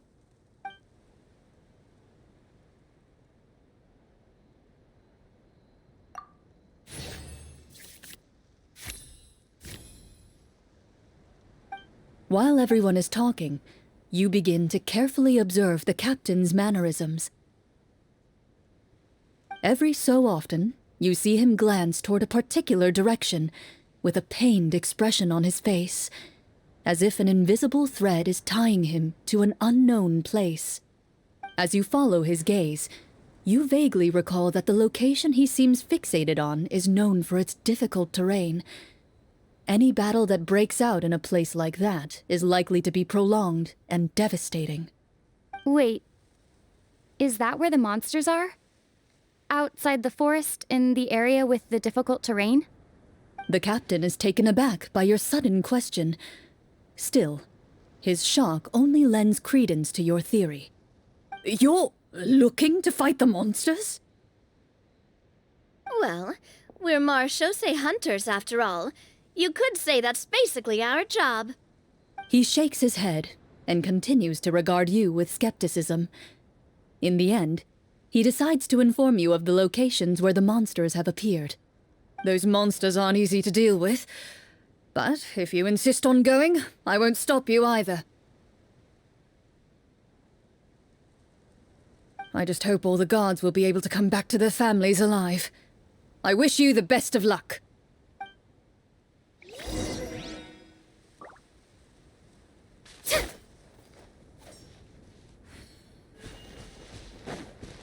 Based on what the captain said, the monster should be right up ahead. Let's go. Hopefully we're not too late.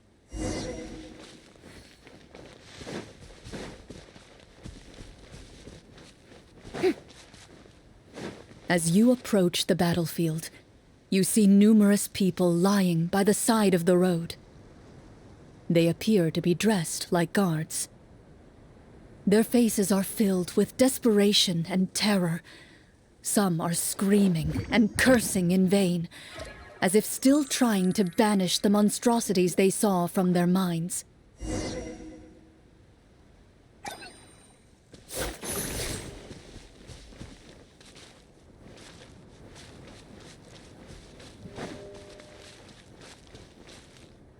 A few of the wounded look up at you in shock and disbelief. Quick, leave this place. Turn around and don't look back, they yell.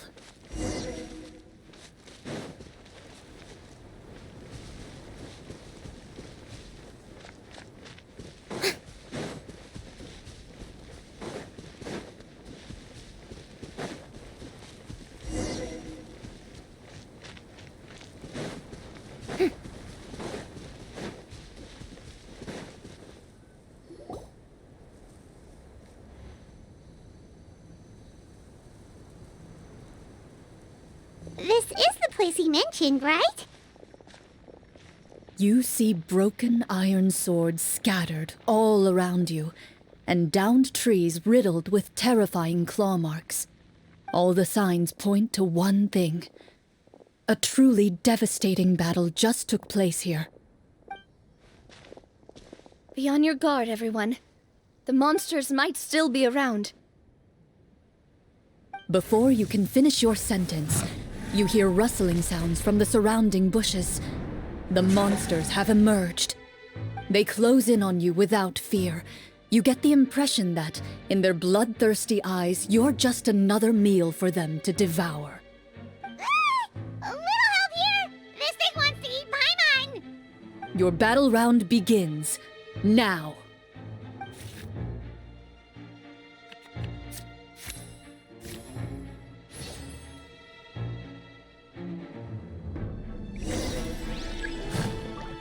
Yoo-hoo! Step right up. Feeling lucky? The next battle round begins now. Feeling lucky?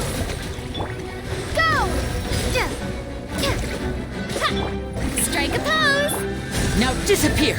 Coming at ya! Coming at ya! The monsters let out a terrifying roar of anger and resentment before dissipating into thin air. Ugh, thank goodness it's over. We're lucky the Marashose Hunter class came with all those preset skill points. Otherwise, we would have been in some real trouble. I never knew the Fatometer even determines the amount of damage you inflict. If you get unlucky, isn't it just game over right then and there? That's part of the fun. The uncertainty of fate is what gives these games their appeal. Just as you begin to celebrate your victory, a suspicious lump on the ground catches your attention. A suspicious lump? Wait, could it be the thing that appears after every battle? I walk up to it, crouch down, and begin to carefully examine it. I've still got my right glove on, so it should be fine for me to touch it, right? As you investigate the mound, you discover that the exposed portion appears to be made of wood. It was previously obscured by the large form of the monsters. With the monsters gone, the small protrusion now awaits your discovery, poking out of the ground like a shy flower bud. Whoa, it's a treasure chest!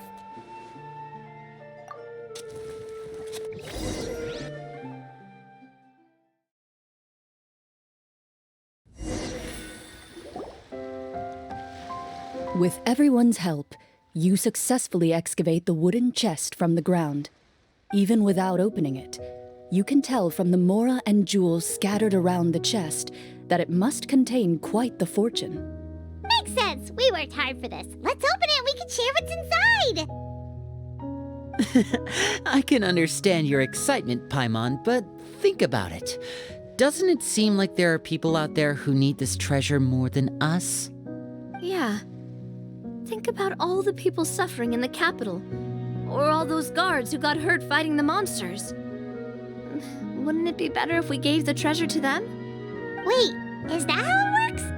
Paimon thought since we were the ones to dig it up, we could just take it for ourselves. Well, let's put it this way. Any decision you make during a role-playing game can impact the future course of the story. But would the people really believe us? It's hard enough for us to prove we're Marashose hunters. What if they think we procured the treasure illegally? They might get even more suspicious of us. That's definitely something we should consider. Maybe we can come up with an explanation in advance. Well, if donating it could cause that much trouble, why don't we use it to buy some gear and fill up on good food? Then we'll be ready to fight even more bad guys. Looks like you're facing a difficult choice once again. Well, it's getting late. Why don't we call it a day for now? Wow, where did the time go? I'm not sure if it's because I'm having so much fun with you all or because the story is particularly enticing, but I feel like I could almost keep going. Here, here. Ooh, how about we play through the night? I'm not sure I'll have enough energy for that. Yeah, that won't work for me either. Lynette will give me an earful if I get home too late. I understand how you feel, Navia, but we have to change venues for the next part of the story anyway. Huh? Another location? Mm-hmm. There's a special note for the GM at the end of this section that says to proceed to an indoor set for the next part of the script. Whoa! They really pulled out all the stops for this new script. Well, even if we end the game for the day, we can still stay a little longer and hear Corinde finish her story, right? Paimon wants to hear more about the history of the hunters. Something tells me you just want to finish the free desserts before we break for the day. That's just a coincidence, okay? Besides, to Paimon, not finishing free food feels even worse than having to buy her own. And anyway, Paimon really does want to hear more about Corinde's master. Well...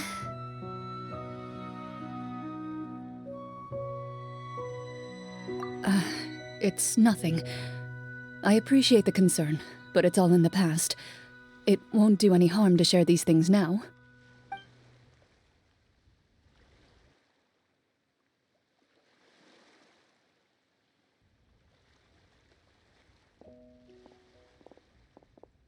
My earliest memories are of living with Master.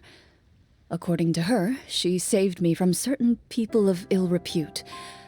My birth parents had left me behind some time before that. What a heavy beginning for a life story. Master was a fascinating individual, if inexperienced in the ways of raising children. My first ever toy was a short sword. Although I suppose it wasn't so much a toy as something Master removed from her waist and handed to a noisy child in need of distraction. Oh, wait, so she handed an actual sword to a child? Isn't that dangerous? Did you hurt yourself? Of course I did. I cut my palm and bled quite a lot. But Master was not concerned. She just stood there and casually lectured me about it. See, that's what you get for not holding the sword properly, she told me. She then crouched down next to me and said, "Give me your hand. I'll teach you to bandage this wound. After that, it's time to learn how to truly hold a blade." Excuse me for asking this, Corinde, but how old were you exactly when all this happened? Probably around, 3, give or take. 3? Isn't that when most kids are still struggling to hold a fork? As I said, Master was rather inexperienced in the ways of raising children. She believed trial and error was the best way to teach a child what they're capable of. I'm not so sure this is a question of experience. I didn't see anything wrong with her ways at the time. And anyway, children don't get to choose how they're raised. Oh, she did bring me back a pet from Liyue once. It was a Geovishap hatchling. A Geovishap hatchling? For a pet? That seems even more dangerous. What she said was this: make sure to get along, you two. If you really can't agree on something, just settle it with a fight. Whoever loses is the real pet. And how old were you when this happened? 5. Well, did she win?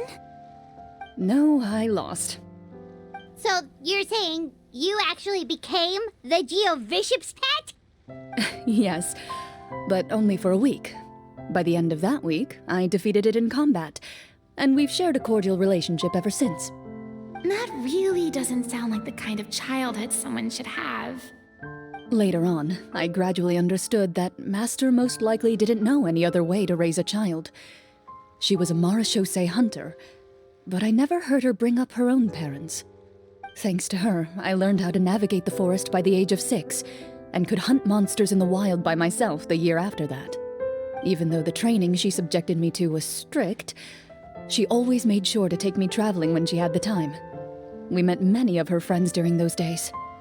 That was also how I met Mr. Callis and his family. I still remember the first time we met. You were too scared to join our picnic and hid behind Ms. Petronia the whole time. I still hadn't really met many children my age at that time, so I didn't know how to interact with others. After that, though, you started coming over a lot. You loved challenging people to shooting competitions, remember? I don't think many members of the Spina ever beat you in one of those. I had a lot of fun during those days. I enjoyed them too. Oh, do you remember that one time we went exploring around the Spina together? We overheard Papa call your master Fontaine's Protector of Justice. We tried to pretend like we never heard anything, but you nearly let it slip that one time.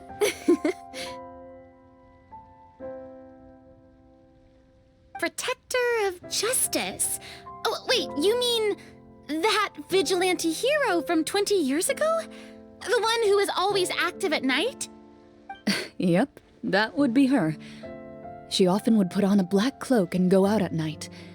I never knew where she went or what she was doing. Until, like Navia said, we overheard the truth from Mr. Callis that night. 20 years ago, huh? I still remember the guards leaving all kinds of witness reports about her on Nervalette's desk. My apologies. Oh, there's no need to apologize. You had nothing to do with it. And anyway, everything she did was for a good cause. Although, calling herself the protector of order was a bit much, especially when she deliberately operated outside the law. Huh? When did the Protector of Justice become the Protector of Order? Oh, she had a bunch of code names. I heard she would just come up with a name on the spot whenever she was asked. Later on, she probably got sick of answering those questions and decided to stick to just two: the Protector of Justice and the Protector of Order. That sounds like her, all right. I bet she forgot which of the two she'd use by the time she got back each night. Well, she certainly sounds like a fascinating individual. With her strong sense of justice, it's no surprise her student followed in her footsteps. It's true. I always wanted to become like her. Someone powerful, independent, and with a strong sense of conviction. But...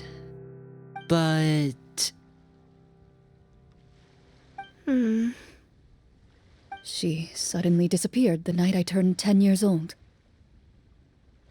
Disappeared? What happened? I have no idea. She didn't even leave a note. I was never able to find out where she went. That night, I was celebrating my birthday at Navia's house, but Master never came to pick me up. When I returned home on my own, it was to an empty house.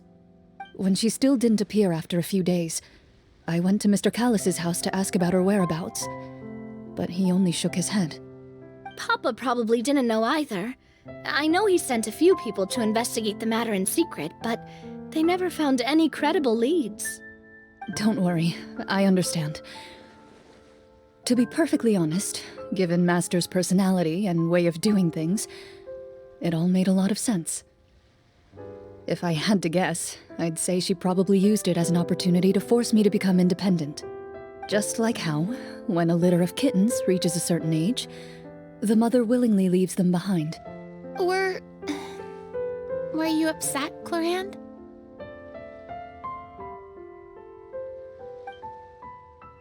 I was at first, but not anymore.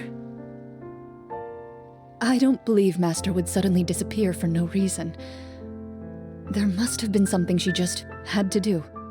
Well, despite everything, you still managed to follow in her footsteps and become the greatest champion duelist in all of Fontaine. You're practically a living symbol of law and justice. I suspect my position would be far too by the books for her. Master always did whatever she pleased. But you're right. I suppose I do take after her in some ways. Who knew Clorinde had such an interesting past? I never had the chance to ask her about it before. I wonder if Clorinde's master were the champion duelist back then, would that duel against Mr. Callus have gone differently? Oh no. Judging by the atmosphere, Clorinde and Navia are probably thinking something similar. The mood just got super awkward all of a sudden. Well, anyway. Would you look at the time? It's getting dark, so we should probably call it a day for real this time. If we keep talking like this, we really will be here all night. I had a great time today, Miss Clorinde. Thank you for being our GM. Anytime. The script was good, but I've got to say, your childhood stories were even better. Hey, you should tell us more about that fight against the Geo-Bishop sometime. Maybe your master was onto something. You could be right. What does she mean, onto something? I certainly don't know any 5-year-olds who want to fight a bishop in their spare time. Guess I'll head back as well. I need to save my energy if I want to continue enjoying the story tomorrow. You're that excited to hear about my fight with the bishop? I was talking about the script.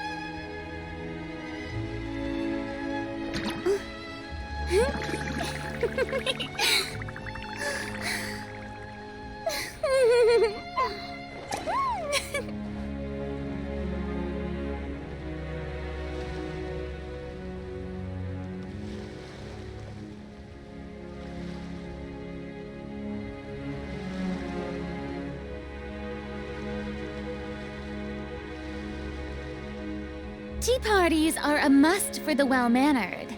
If you'd like to learn the proper etiquette, I'd be happy to teach you.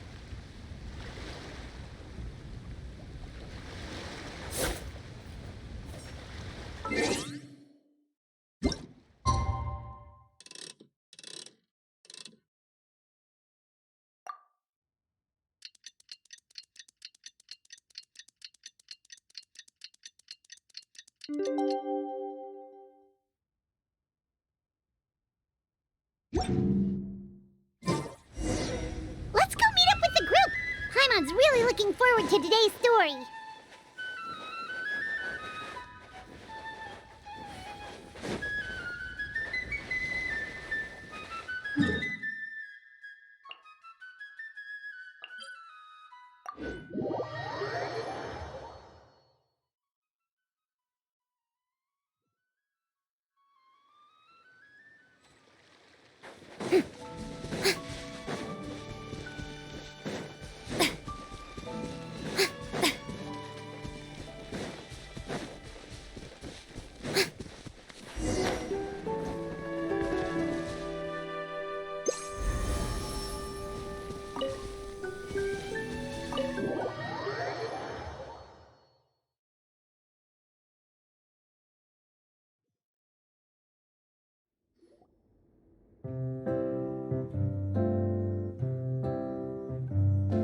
Looks like everyone's here. Now, before we begin, why don't we finish where we left off yesterday? There was an important decision to be made, yes? I'll pour everyone a cup of tea. Is that really the most important part, though, Clarand? Paimon's more concerned about our current surroundings. Heavy walls, cold railings, dim lights. This is obviously supposed to be a prison. I admire the work put into the set. Still, it's obvious the scriptwriter has never paid a visit to the fortress of Maripede. So the set is going to be a part of the script? Unfortunately, that is something I can neither confirm nor deny. Anyone think Clarand's smile is starting to look kinda scary? Well, whatever happens, we'll just have to push on. But first, we should really figure out what to do with this treasure. If we're worried about arousing suspicion because of our identity, why don't we give ourselves a different name, just like Clarand's master did? Yeah, it might be better to keep a low profile. As long as we're helping people, it doesn't matter who we are or what we're called. Staring at me won't get you anywhere. Or did you want some more tea? Oh, Paimon's good. Thanks. Why aren't you saying anything, Navia? Wait, what's that next to you? Oh, this is the short sword Clarand mentioned last night. I found it. Huh. I'm surprised you managed to track it down after all this time. Well, I made sure to take good care of it, considering the circumstances in which you gave it to me. Of course I had to keep it safe. Anyway, where were we? Oh, right. I was just thinking about all the potential ways for us to break out of prison. We could dig a tunnel, or try to bribe the guards. Wait, we haven't been thrown into prison yet, have we? Well, it's only a matter of time. It pays to be prepared. Just like how you should always have an umbrella on hand, even when it's sunny. All right, Paimon's made up her mind. Let's just give the treasure away. Paimon may have wanted to keep it, but if it's going to land us in prison somehow, Paimon will be too upset to enjoy her snacks.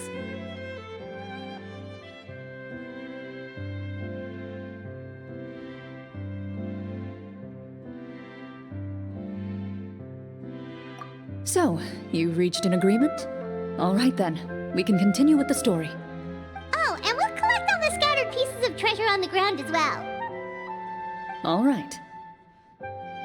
You collect the treasure and make your way back to the capital with your bag of loot in hand.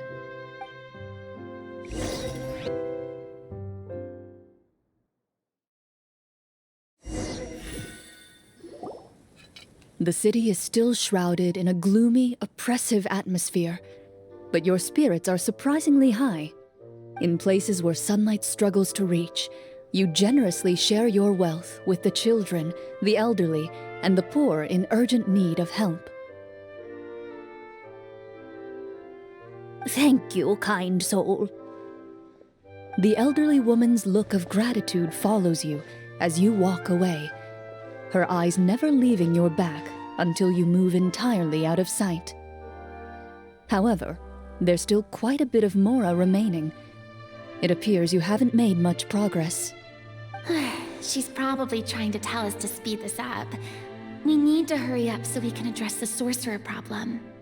Should we go find that man again at the square? He seemed like a pretty responsible guy. I'm sure he knows the people here far better than us. Oh, good idea! Just as you start to make way to the square, intent on finding the man again, there's a voice.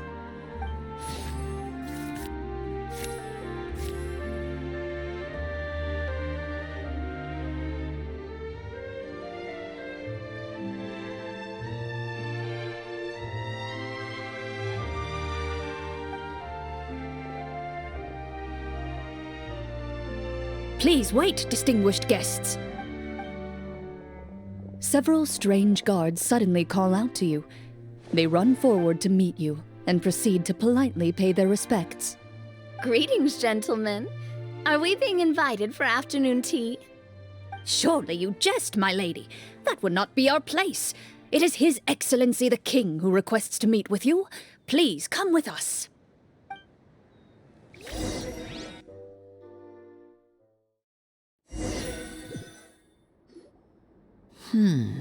Do you think this could be a trap? Well, we have to investigate the court at some point, right? Meeting the king himself would be a fantastic opportunity to do that. I say we go for it. If something happens, we'll just turn the whole place upside down.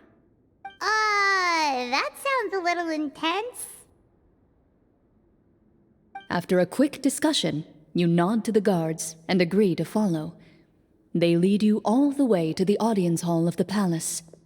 Gilded tables line both sides of the hall. The space itself is adorned with all manner of expensive antiques, glass shelves, and silver candlesticks. The items appear quite ordinary in size and dimension, yet their presence somehow makes the emptiness of the hall feel even more surreal and ominous. Wow, it's so luxurious! The elderly king, clad in a magnificent robe, sits upon the deep crimson throne before you. He wears above his head a majestic crown, with a gemstone the size of a bird's egg set right at the very front. As you observe it, you see a complex pattern of light reflect off its surface. Ahem! They're here, Your Majesty.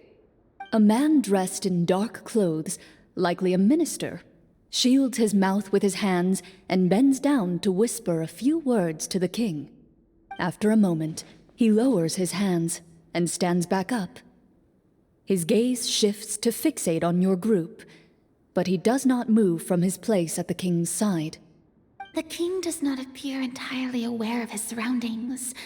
The man by his side, though. We should keep a close eye on him. The king remains still and says nothing.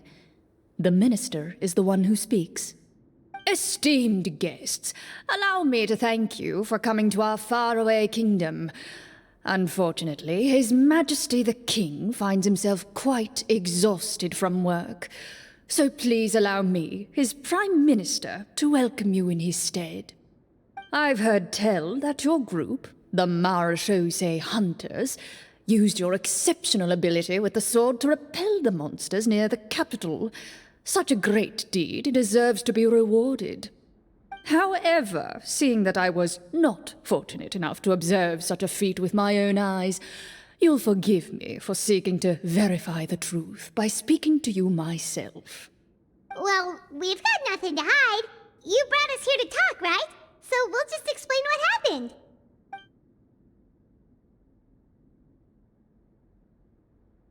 The golem's blades were so powerful, they could cut down trees in a single swipe. It took a lot of effort to defeat them, even for trained swordsmen like us. Well, that was enough details, right? Believe us now? Your account does indeed match those of the survivors. Since you were the ones who defeated the monsters, that must mean you are also in possession of the treasure they stole?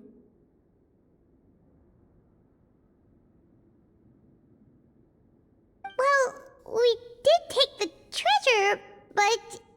How did he know about the treasure? Then I must ask that you return it at once. It belongs to the kingdom. Wait, but didn't you just say that our great deed deserved a reward? Shouldn't the treasure be considered a part of that? Yes, that was indeed what I said. But you seem to have forgotten a very important distinction. Only that which is freely given by the king can be considered a reward. Taking the rightful wealth of a kingdom without said permission, on the other hand, is a crime. But that's completely unreasonable. Yeah, that makes no sense! If it weren't for us, the treasure would still be buried underground somewhere! Maybe so, yet the fact remains. You tried to dispose of the treasure without reporting it to the court and without receiving permission, yes? What, no answer? Surely you're not insinuating that you, a group of legendary Marechaussee hunters, sought to take the treasure for yourselves? Well, what about the king? Is he just gonna let this guy talk for him the whole time? Clad in his magnificent robe, the king remains seated, with his hands resting on either side of the throne. His posture is rigid and unmoving. He stares forward with an empty look in his eyes, completely unmoved by the events before him. From the look of things, could the Prime Minister be the evil sorcerer? Or could both the king and the Prime Minister have fallen under the evil sorcerer's control? I would like to observe the number of guards stationed in the hall. The guards in the palace appear fully armed, their expressions solemn. Sensing the tense atmosphere in the room, they stand at the ready, each with a hand placed upon the hilt of their sword, as if prepared to draw their weapons and surround you at a moment's notice.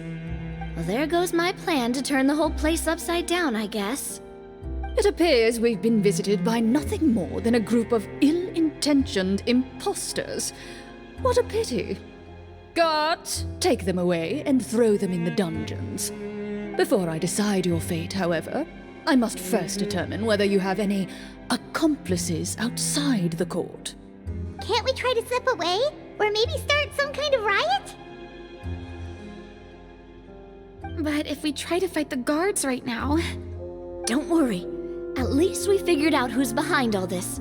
Let's just play it by ear. If you're scared, Paimon, just hold my hand.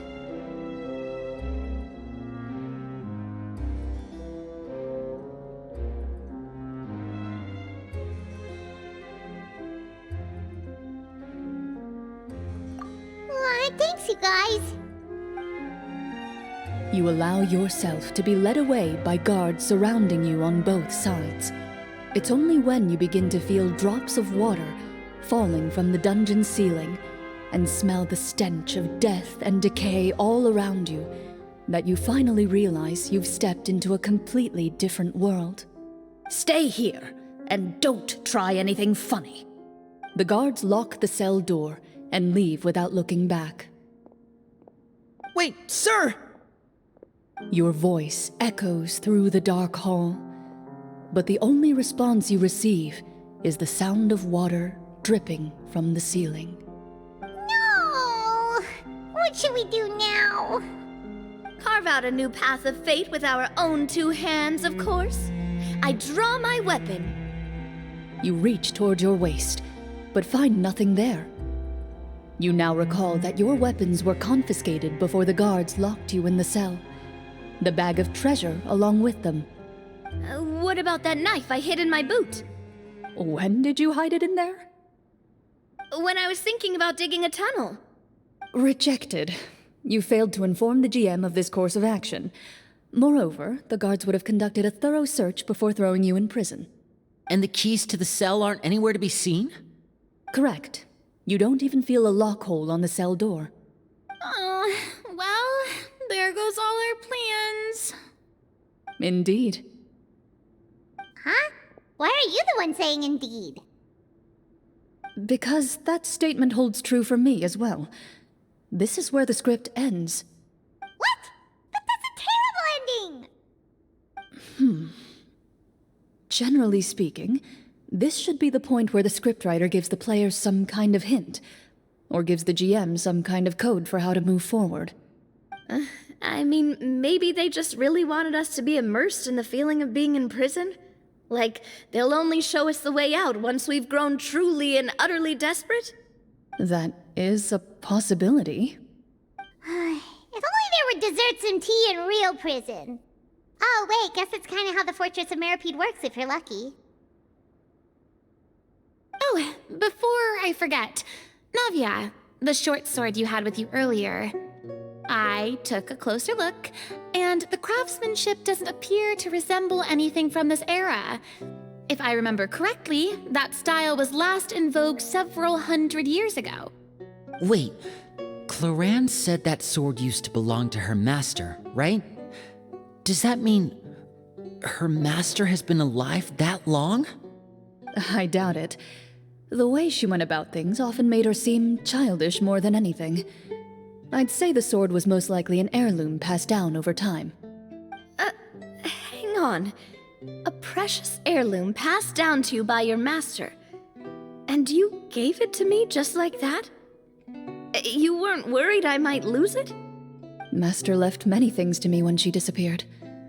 There was the sword, an old key, and a good amount of junk she probably just didn't want to take with her.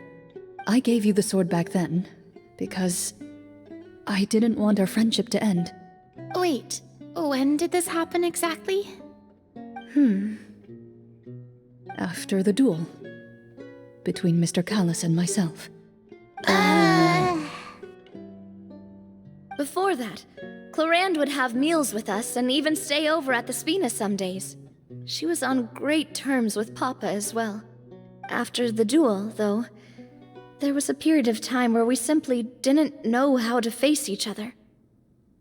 She entrusted this sword to me, and never came back.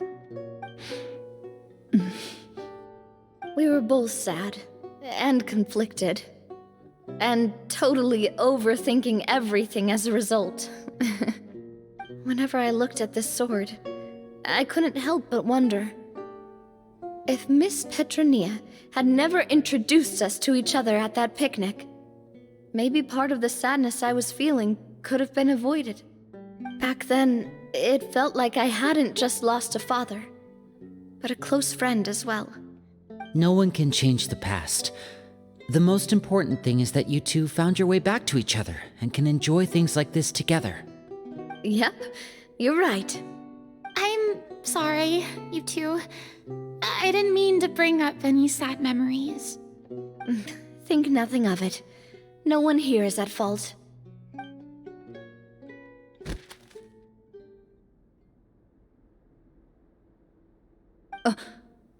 Huh?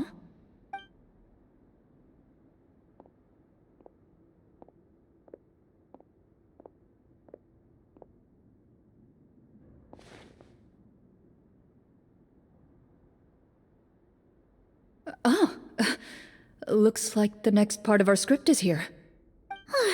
Perfect timing. The situation was really starting to get desperate. And not just because of the prison thing. From Corinne's face, I really can't tell if it's good news or bad news.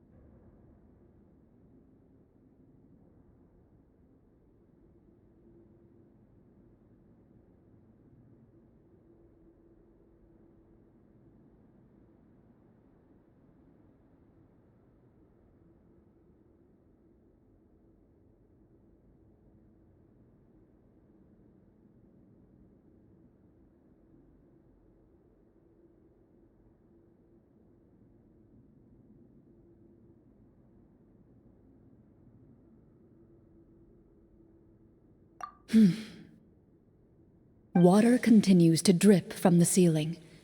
In this lightless dungeon, you lack a reliable way to tell how much time has passed. Eventually, you get used to the unpleasant odor of straw, mold, and rust, and find yourselves alternating between fits of drowsiness and despair. Suddenly, you hear footsteps outside the door. Heads up, everyone. Someone's coming. Gather close, everyone, and keep your voice down.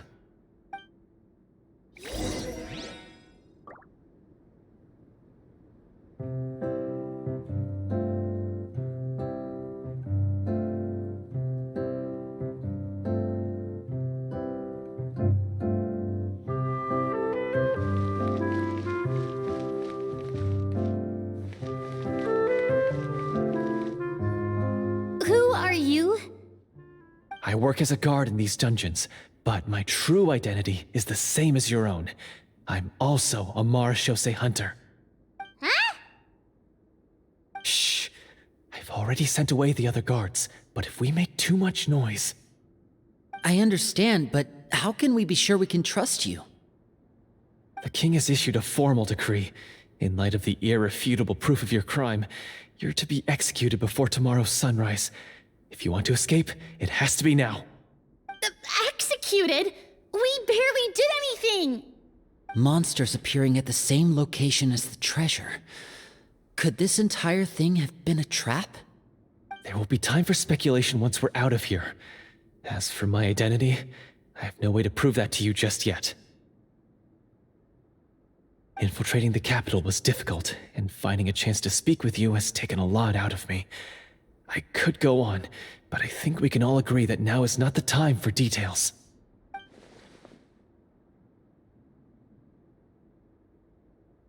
Have you seen our weapons anywhere, sir? Don't worry, I brought them with me. They're just behind the door. Still, these weapons alone won't be enough to defeat the true enemy behind the scenes. His faction is too powerful. The guards are all under his control, and he's even stationed a number of golems in various rooms throughout the palace. To defeat him, you must find a secret vault. It is said that within that vault, the marechaussee hunters of the past left behind a treasure with the power to defeat the sorcerer. You're not coming with us? No, I'll remain in the dungeons to deal with the guards. I'll try my best to distract them so they don't go after you. As long as my identity is not revealed, I'll be able to aid you when the final battle comes. In that case, please stay safe. Thank you for your concern. I will do my utmost. As for the location of the vault, here, this map should lead you there.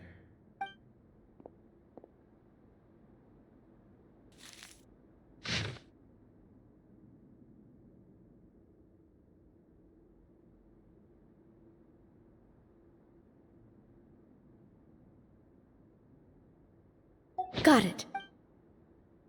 All right, once I open the door, remember to stick close and refrain from making any noise.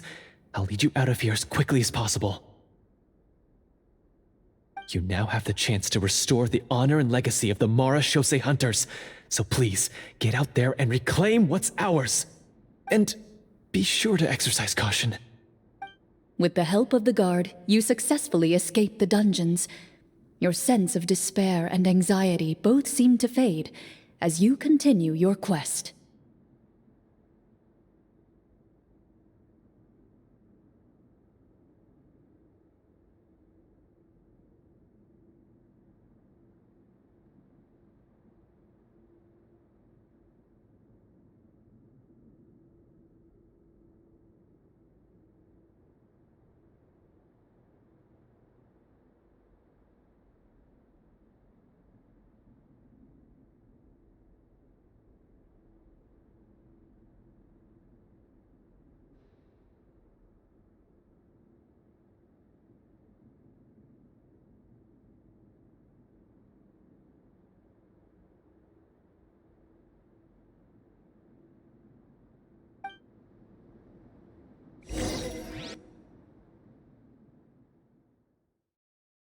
Wait, we didn't get to use our skills at all while we were in prison. Who knows when we're gonna get the chance to use that cool summon spell? That is a pity, but we can only continue to move forward.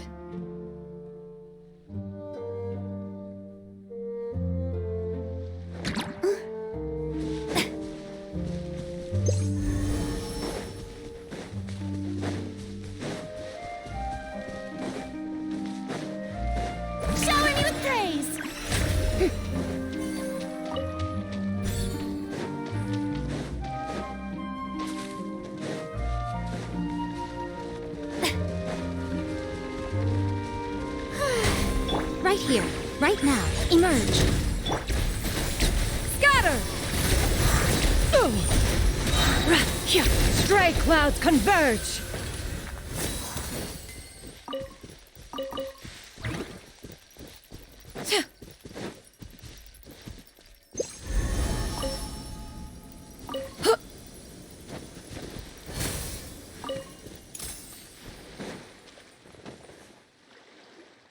This should be the place marked on the map. This bit of rock certainly looks suspicious. Well, I'd say an investigation's in order then. Plus, if all else fails, we can just blow it up. Wow, you really meant that! Before you lies a serene stretch of open water, its surface shimmering a brilliant shade of sapphire blue. Well, guess this means it's time for a swim!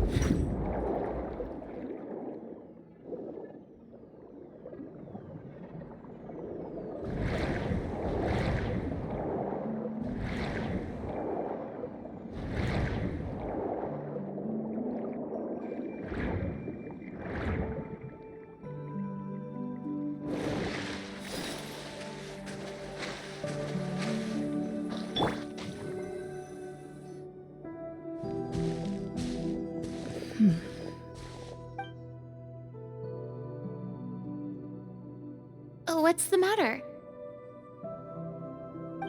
It's nothing.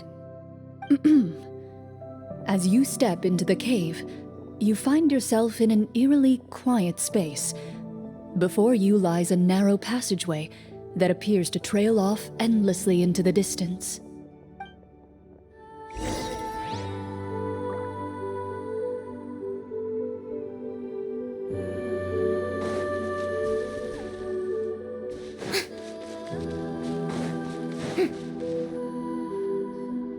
Wow, this must be where the treasure is hidden! But this door is blocking our way in. It almost looks like it's been here for quite some time. I've got to hand it to the tabletop troupe. They really went all out with the props. Huh. What have we got down here? A kind of mechanism connected to the door? It looks like we might have to arrange it into a certain pattern. A pattern on a stone door. That's something Master mentioned before. Is something wrong, Clarant? After a long, difficult journey, you finally arrive at the location indicated by your map. It appears to be an ancient site of some sort, where treasure likely awaits. Your surroundings are exceedingly quiet and serene, as if the secret that slumbers here has never once been disturbed. If you listen closely, you can almost convince yourself you can hear the sound of its calm, gentle breathing. That description makes Paimon feel kinda bad for disturbing this place. We're doing this for the sake of the people, to free them from the evil sorcerer. I say it's time for this treasure to once again see the light of day. Linny's right. We need to keep going. The future of the kingdom depends on it. The next part of the story requires us to solve the puzzle, right? Let's start exploring the area. Yes, that should be fine. Something feels off about all this. Guess I'll just have to improvise.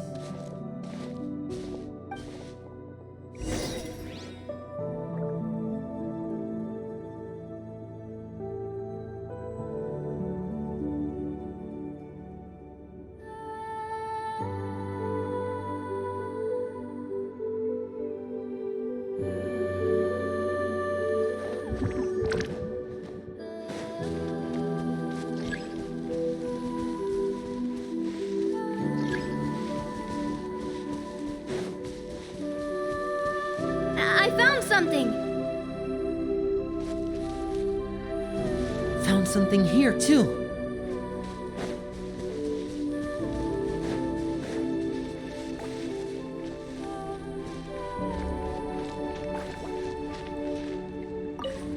Same here.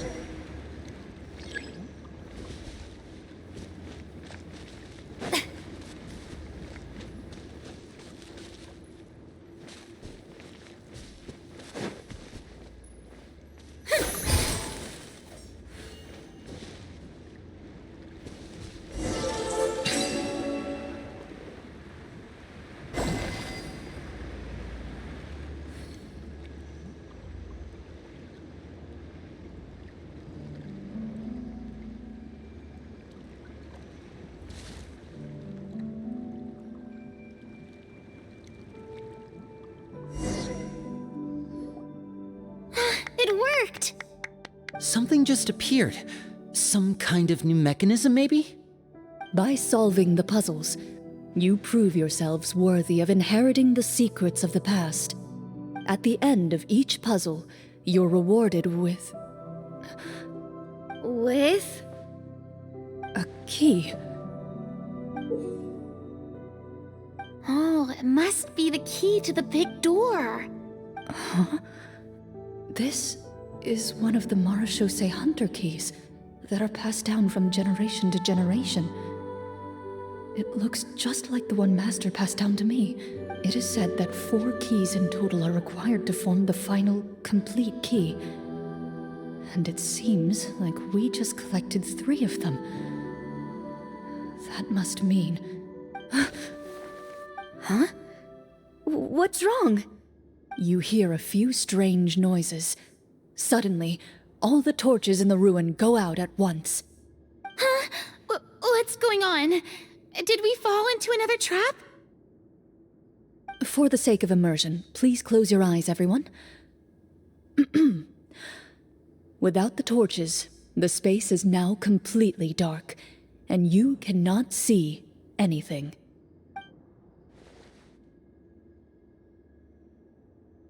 But Paimon can still see a little bit over here. Oh, right, sorry. Suddenly, you hear the sound of footsteps pierce through the darkness. There's someone else here? Oh, this is so unsettling. I can't see anything. I've been discovered then. Wait, that voice, it's... You recognize the voice as belonging to the guard who led you to this place. It appears he now covets the treasure for himself and has come to stake his claim. Oh, so this is just part of the script. Then I can probably relax. Well, if we can't see anything, that means we can't fight to the fullest of our abilities. Should we retreat for now? Judging by the way he's holding his sword, he must be a real Marechaussee hunter. But this isn't part of the script. Retreat? That's not the hunter way. If it's dark for us, then it's dark for him. We choose to fight. Your choice is noted. Please keep your eyes closed until I tell you the torches have been relit.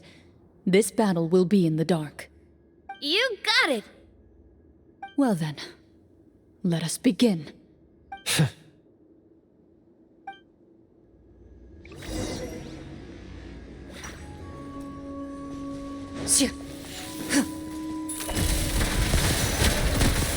I'd like to try to hit him with my sword.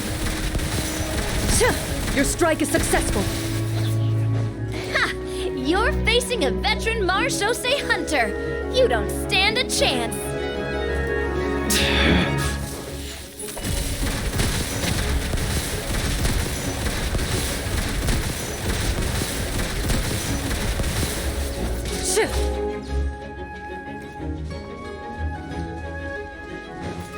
Where evil lurks, shoot on sight. Is he still standing? Couldn't it? Is it over? Can we open our eyes now? The enemy is strong and relentless, but the battle is nearing its end. The torches have not been relit. What about now? Final strike. Ha!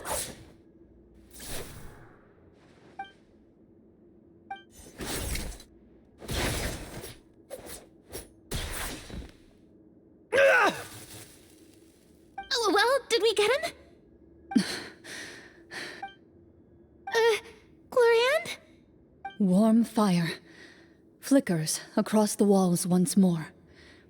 Your vision is now clear. In an impressive display of courage, the four of you successfully defeat the uninvited guest. That look in his eyes. It's like he became an entirely different person as soon as I defeated him. Huh? Mr. Florian? Oh, wait. We're supposed to be role-playing. I should stay in character. Speak your name, guard. Why did you lead us here just to betray us? Is this treasure really more important to you than bringing peace to the kingdom? What kingdom? What peace? Those were nothing but lies! I, Florian, am a true marechaussee hunter, descended from hunters of ages past. So he's also using his real name. Or, wait, was that the name of his character from the very beginning? Then I'm even more confused. If you truly are a marechaussee hunter, shouldn't you want to help us just like you said before? Shouldn't we fight together for the sake of the people? What do you know? In this day and age, there's no glory to be had as a marechaussee hunter. What's that supposed to mean? My skills were passed down to me by my father. We lived a life of obscurity in the remote wilderness. Still, he devoted everything he had to being a marechaussee hunter. And what did he get in return? A life of poverty and pain. In a world that forgot all about him.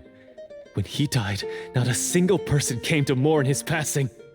The marechaussee hunters were the ones who saved this city, were heroes. We deserved more recognition and respect than this. Is he talking about how no one in the capital seems to remember the hunters and their legacy? I didn't expect the script to contain this level of social criticism. So that's why you want to take the treasure for yourself? You feel like you're owed fame and wealth? If you already knew where the treasure was located, why didn't you just come down here and take it? Because I still needed the final key. Only a true marechaussee hunter is capable of passing through this final door. As someone who sought to hurt others for his own gain, Florian lost that right long ago. Okay, but what is this treasure anyway? We've got all the keys, right? So can we just go in and take a look? You're sure you want to go in? We've been talking about it for so long. Of course we want to see what's inside.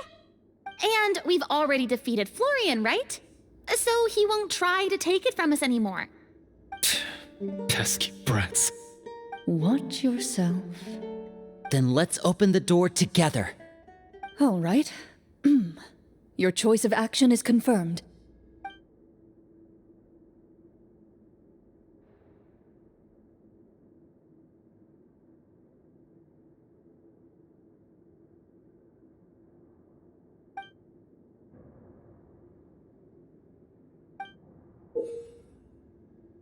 Before you, the door to the treasure, sealed and undisturbed for more than 100 years, finally swings open.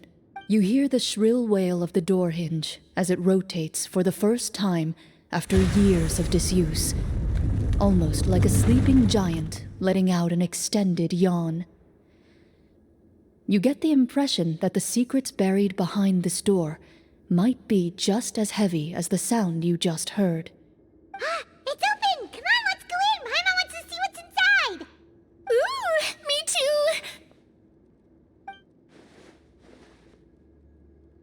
Ugh, uncovering hidden treasure is the most exciting part of adventuring. What do we have here? Uh-huh.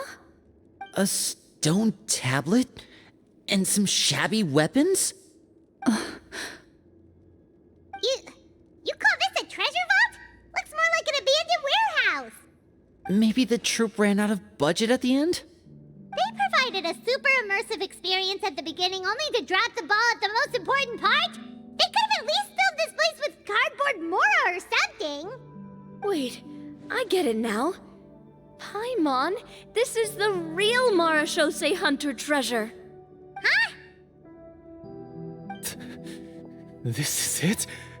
The Marachose Hunter treasure is just a stone slab and some broken swords?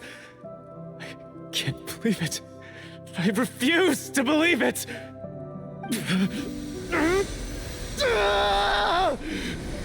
Whoa, are you okay? The Marachose Hunter before you appears to suffer a serious mental breakdown. He needs to leave the room for a moment to collect himself. One of you seems to understand the significance of the treasure already. If the rest of you wish to follow suit, you may remain here in the meantime and explore your surroundings.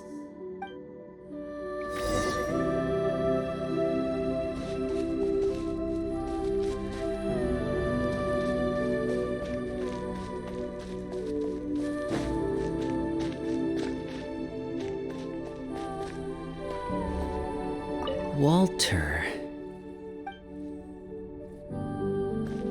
What is the treasure supposed to be? The names on the tablet.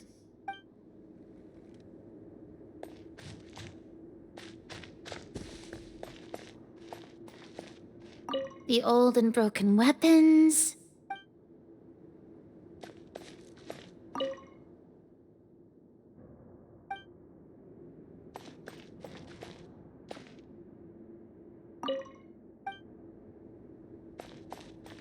Walter.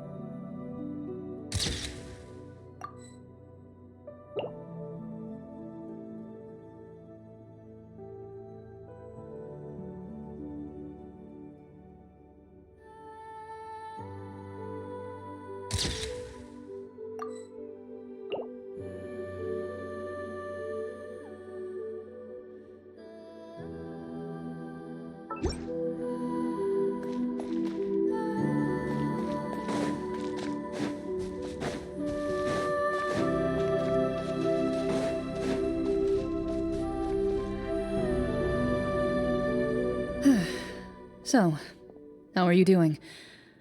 Feeling any better? What just happened? Do you remember how you got here? Or what happened to your body just now? I remember now. I brought you here because I wanted to... The explosives in the cave! You mean these? Huh? How did you... I could tell something was off the moment I stepped into this cave, so I kept an eye out. I've already dismantled the whole thing. So the strongest champion duelist in all of Fontaine saved the day once again. Guess I shouldn't be surprised. It would seem your skills as a Marashose hunter are as sharp as ever. I deserve some answers, don't you think? Tell me why you wanted to lure me here. Everything you said earlier sounded like the truth. Luckily, your monologue was dramatic enough to convince my friends you were just role-playing. I don't know. I just always felt like there was something in my heart that didn't belong to me. Something agitated and angry. Who knows? Maybe it was my own anger all along. I could never really tell. The feelings about my father and the other Marashose hunters are real. It just wasn't fair. I was angry, bitter that no one remembered them or praised their accomplishments. I don't know when it started, but at some point, my anger came to completely consume me. At that point, I remembered the legend my father used to tell me. The one about the treasure. But if the treasure was all you cared about, why plant all those explosives? Wouldn't they just destroy the treasure and bury you along with it? I can't remember. My head is a mess. It felt like there was this voice telling me to eliminate the hunters, but now it's gone. From your description, I suspect you were dealing with a Devorator. Devorator? Oh, your master, your father, I mean, never talked about it? It was a kind of monster that was active several centuries ago. No, I've heard of it. I'm just not sure why you suddenly... Wait, it can't be. The seal! The seal? My family has served as Marashose hunters for many generations. But the title and swordsmanship weren't the only things passed down over our line. There was a seal as well. My father instructed me to always watch over that seal and maintain it regularly. He said it had been passed down over a truly ancient age, and protecting it was our clan's most important duty. But I neglected that duty after he died. I finally decided to come down and check on it one day, and that's where my memories become fuzzy. The Devorator would be a formidable adversary for any mortal being, even ones as capable as the Hunters. If you lacked the power to completely destroy it, you could easily fall prey to its influence and corruption. In light of this, some Marashose hunters chose to seal the Devorator away, in the hopes that a permanent solution would come with the passage of time. I heard it has the power to amplify the obsessions and desires in people's hearts, to the point where they overtake you entirely. It would seem I'm not just lacking in skill with a blade, but in mental fortitude as well. And yet, you were able to retrieve 3 of the 4 keys. If I remember correctly, each was entrusted to a respected and capable hunter. How did you manage it? One of them belonged to my father. The second I stole from a different hunter. And the third... was one that I snatched while the person was on the way home from the tavern. I nearly died in that alley. I know just how strong you are. It's as clear as day to everyone in Fontaine. I observed you from dusk to dawn, but could never find any opportunity to sneak up on you. I never even saw you drink a single glass of liquor. The only way I could think to obtain that last key was to lure you here using your hobby, and then... Oh, I get it now. That monster, it wanted to bury you here alongside the treasure. I won't comment on anything else, but the script was good. Well, I did pour my heart and soul into it. The stories my father used to tell me about the glory of the heroic Marashose hunters and how they came to be forgotten. It's more than just a story. Huh? You're proud to be a hunter. You're still holding onto that part of yourself, no matter how small. I have done so many despicable things. I have nothing to be proud of. Then explain the purpose of the evil sorcerer in your story. Isn't he the true antagonist? The one who sought nothing but his own gain, and used the people as pawns to attain it? In your heart of hearts, he was the one you truly wanted to defeat. But I've already tainted my sword. I no longer have any right to... Wake up, Florian. Remember how you introduced yourself earlier. Do you really think the hunters acted out of a desire for honor and glory? Or to be loved and acknowledged by the people? What did your father teach you about our order? You do not wield your sword for yourself, but to protect those you serve. There's nothing special about a blade.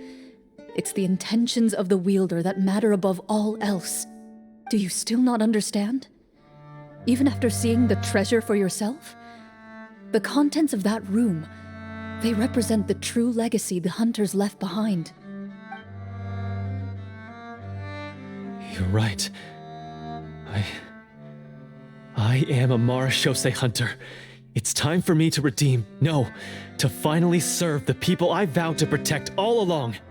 I wouldn't be so quick to push aside the need for redemption. I know. That's a charge I won't bother to defend myself against. Good. Then, come with me, and help me see the script through to the end. Huh? See the script through to the end? But there's no more script left. Never finished it, huh? No, I mean, I wrote the script with the sole purpose of luring you all here. There was no reason to write beyond this point. Then we'll just have to keep writing it.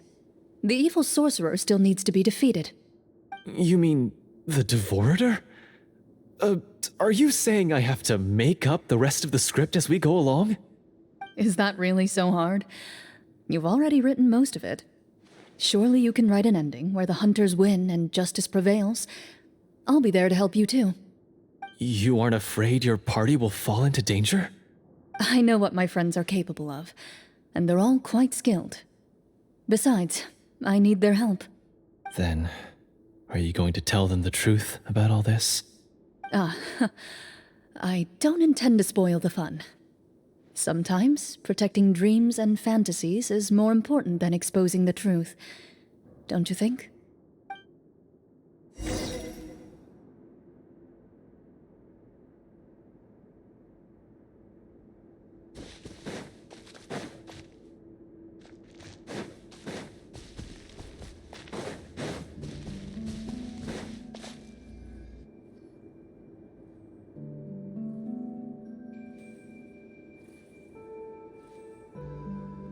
They're back! That took a while.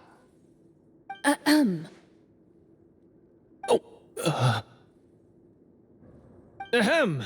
My fellow Marashose hunters, please forgive me, for I have sinned. Tone it down. Sorry. After crossing swords with you and witnessing your courage in battle, I've rediscovered my true self and regained my pride as a Marashose hunter. Oh, do I smell a redemption arc? I confess, I was brainwashed by the evil sorcerer. He asked me to lure you here so he could bury you in this cave. That little... Wait, you're saying all of that wasn't you, but the evil sorcerer? That's right. He's adept at manipulating the hearts and minds of the people. I fell under his influence because I did not possess a strong enough sense of will. Huh! And how are you going to prove that you're a changed man? We're not going to fall for the same trap twice. To be perfectly honest, I only came to my senses after seeing the treasure. It reminded me of my father's past teachings. The treasure was actually... The names of all the Marashose hunters from ages past and their weapons? Wait, you already know? Of course. Don't underestimate a veteran role player's exploration skills. Oh, wait, I mean Marashose hunter Navia's exploration skills. We just finished reading through the content of the stone tablet. That tablet recorded the lives of some fascinating people. For example, this Marashose hunter called Est. She inherited the responsibilities of the Golden Hunter and passed judgment on many people. But in private, she had a very easygoing personality. Her favorite pastime was singing and dancing with her friends, and she was said to have a beautiful voice. So, she was just like you. Oh, you really think so? Well, when you put it that way, I suppose I also have a few things in common with this Walter. Working as an executioner, he supposedly used a countless number of tricks to confound his enemies in battle. Oh, if only I could have seen the feats of magic he pulled off back then. Their lives were all so exciting. You could write so many cool books about their accomplishments. How could they have all been forgotten? Because they chose to be. To hunt monsters that only appear in the shadows, you must also operate in the dark. To be a Marechaussee hunter is to willingly give up on wealth and fame. Then this stone tablet must have been left behind by their companions. That's right. Few Marechaussee hunters ever revealed their identity to the public. They always protected the city from the shadows. The only time they spoke of their accomplishments would be at night, when they gathered with their fellow hunters in front of the bonfire to share stories of the monsters slain by their hand. So, this tablet was created not so that the hunters would be remembered by the people, but so that they would be remembered by each other. No wonder this place was so well hidden. You regard the stone tablet in solemn silence. The names of your comrades etched onto its surface serve as a reminder that you are never truly alone. The tablet proves that, although a hunter walks a shrouded path, it is not a solitary one. There will always be those who walk beside you, a fact that remains as true today as in ages long past. Their legacies shall continue to be passed down from generation to generation, as everlasting as the stone onto which their names are carved. Father, you once told me that I should seek out the treasure if I ever became lost. So this is what you wanted me to find.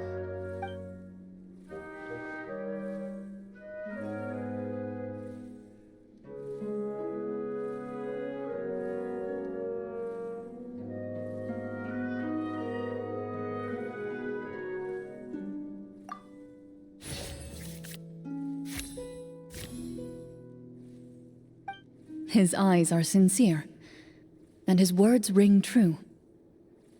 You can tell that every word he spoke just now came from the bottom of his heart. I implore you, everyone, please give me a chance to make up for all I've done.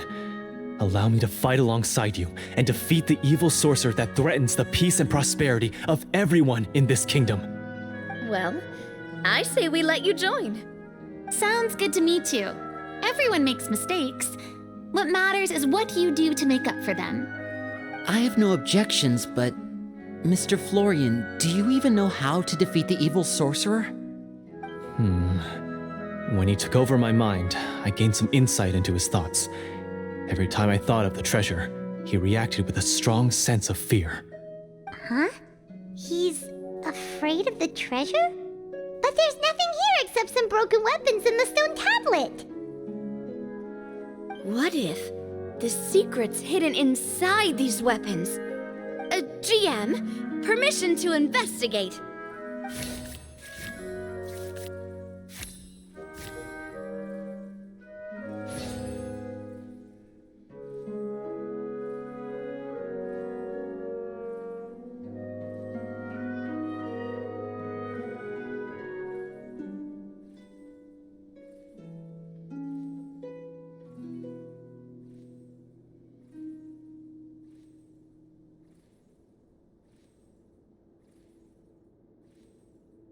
At first glance, the weapons appear absolutely ordinary.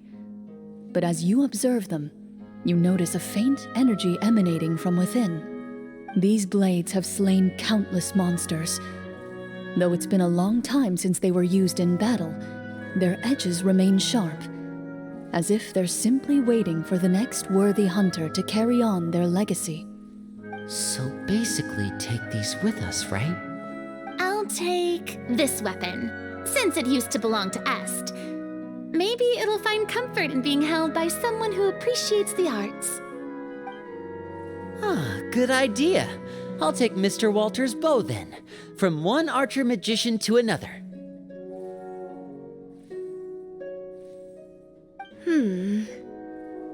Paimon's gonna pick a cool weapon too!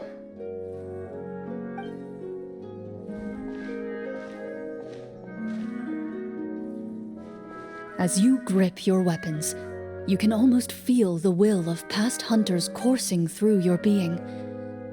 It's a feeling of courage, determination, a silent vow passed down from generation to generation that says, eradicate the monsters, no matter the cost.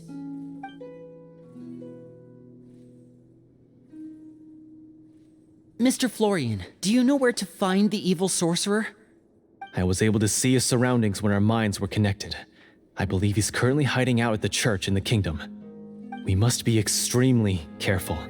He's spent so long living among monsters that he's now taken the form of one.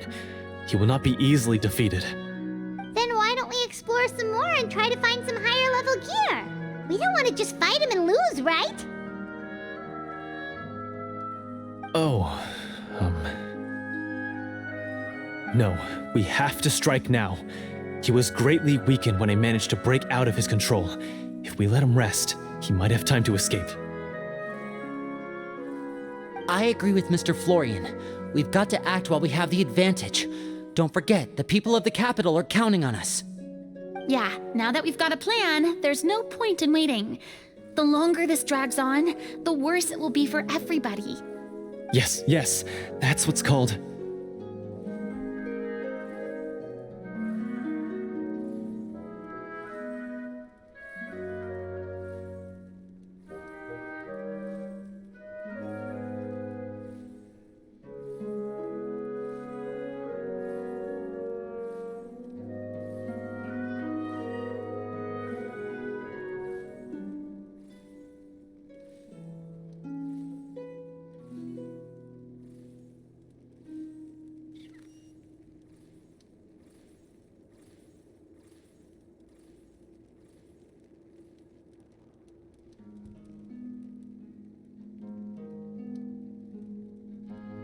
Yes, that's exactly right. Alright, you've persuaded Paimon. Mr. Florian, please lead the way. Of course. Follow me. He had to set up so many scenes today, and now he has to join in for this last part. I really don't envy his job. Finally, you decide to slay the evil sorcerer and bring peace back to the kingdom once and for all. As you walk away, you feel the gaze of the stone tablet at your back, as if all the hunters of the past are wishing you success in the battle ahead and awaiting your triumphant return.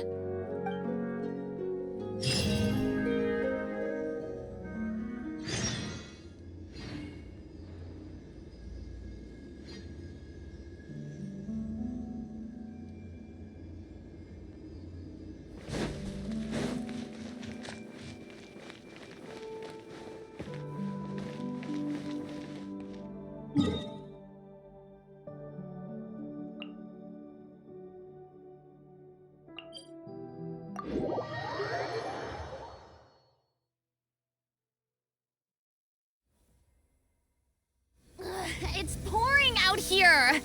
Oh, wait, the water levels aren't rising, are they?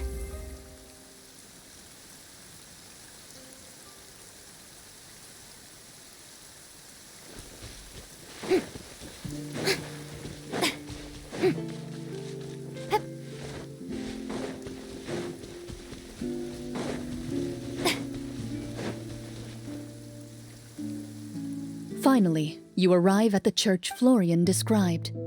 As you approach, an ominous aura surrounds you. You get the sense that your enemy is close at hand. How strange. This uneasy feeling seems so real. How did they manage that? Now, it is time for the final battle. Let's go!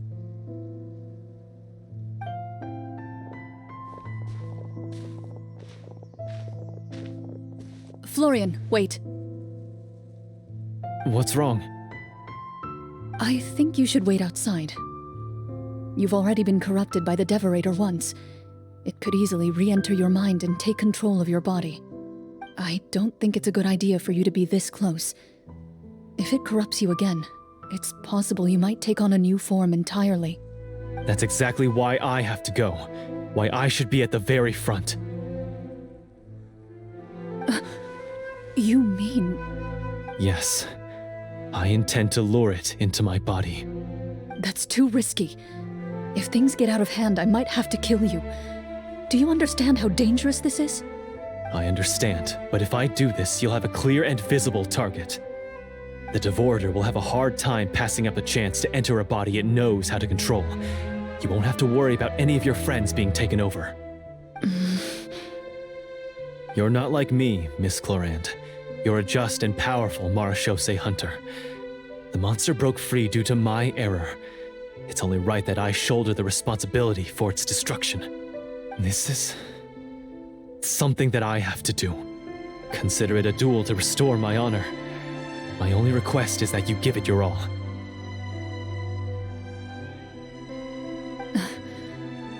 I understand. Then, as a champion duelist, I hereby accept your request for a duel, and extend to you my most sincere regards. Thank you.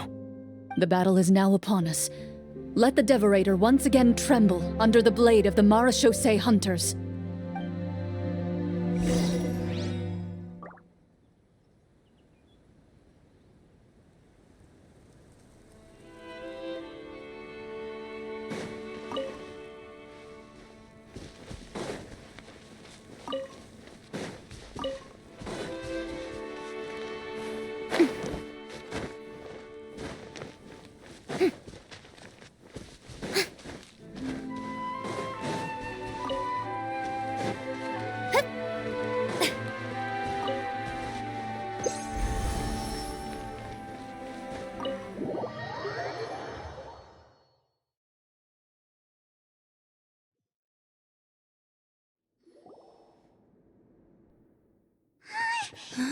Huh?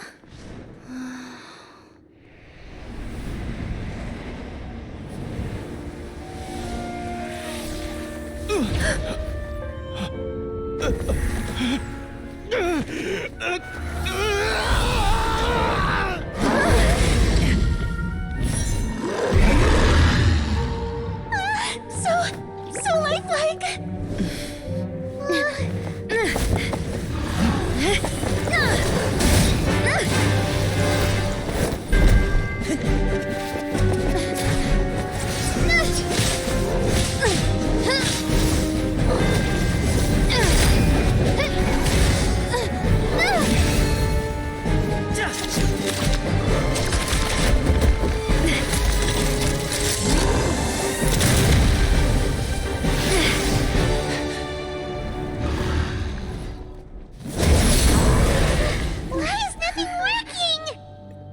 This foe is not invincible. You hold the treasure. The power to defeat it in your own 2 hands. The treasure? You mean...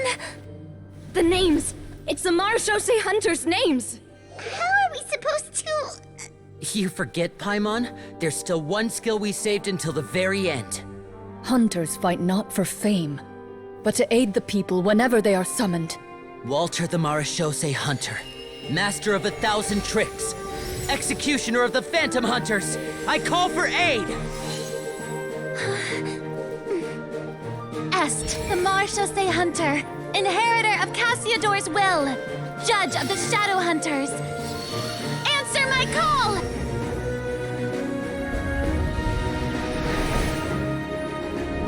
Petronia, protector of justice and order.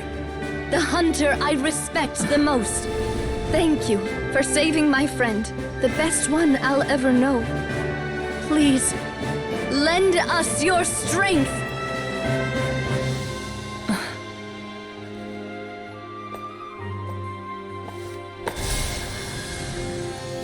We have come to answer your summons.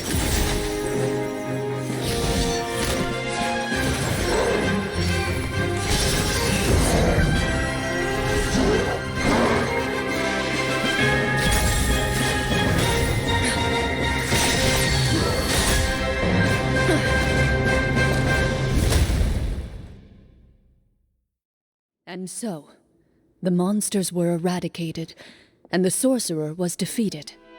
Peace soon returned to the capital.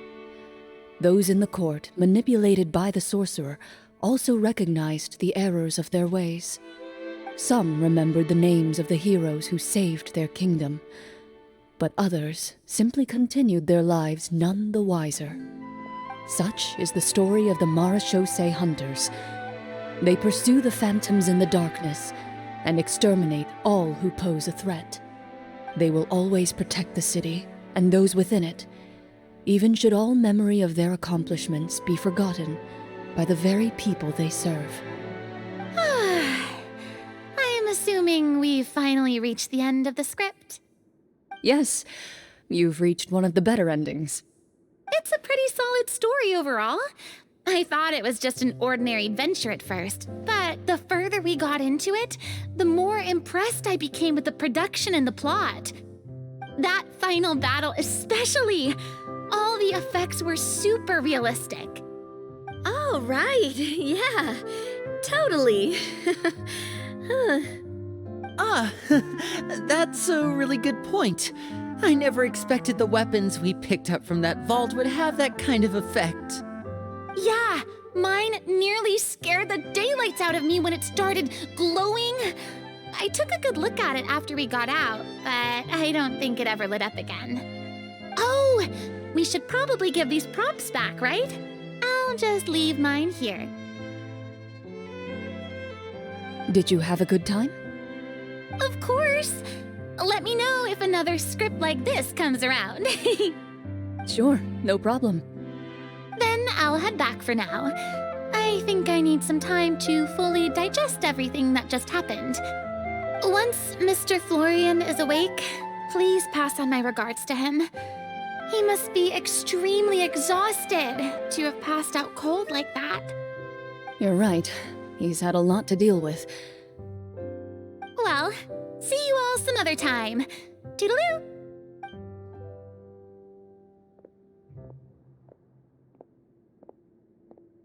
Okay, so, can I ask now? I think it should be fine, yeah. What in the world was going on back there? So you saw through all of that? That time in the cave when you told us to close our eyes, it'd be weirder if we didn't notice anything. I was dying of curiosity the entire time. I mean, you did a pretty bang-up job of pretending nothing had gone wrong. Farina actually looked like she thought all of it was planned. Guess none of us wanted to be the one to break the illusion. What are you all talking about? Oh, wait. Don't tell me Paimon never... Oh, this is all my fault. It's not too late to cover your ears. Here, Paimon, I'll do it for you. Bit late for that, don't you think? You're saying everything that happened back there wasn't actually part of the script? It's probably more accurate to say this was never a real scripted story to begin with. What? So loud. My head. Hey, you! Get up right now and explain yourself! No shaking, please! Oh, my head.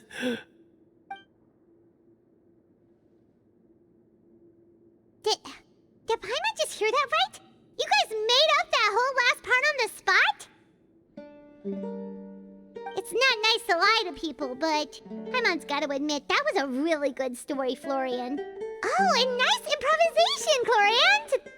Yeah, it was like watching a magician improvise a spectacular magic trick after forgetting an important prop. If Paimon knew something was wrong with that vault, she would have floated straight in the opposite direction. Everything was under control. As if you've ever described a situation as being out of control. I'm pretty sure any situation you consider to be easy to handle would scare a reasonable person half to death. Guess I'm just used to it. You must run into a lot of unexpected situations then. That explains why you're so good at coming up with things on the spot.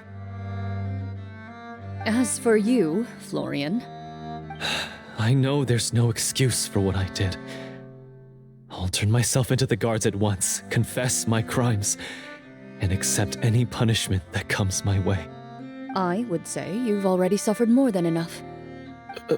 What?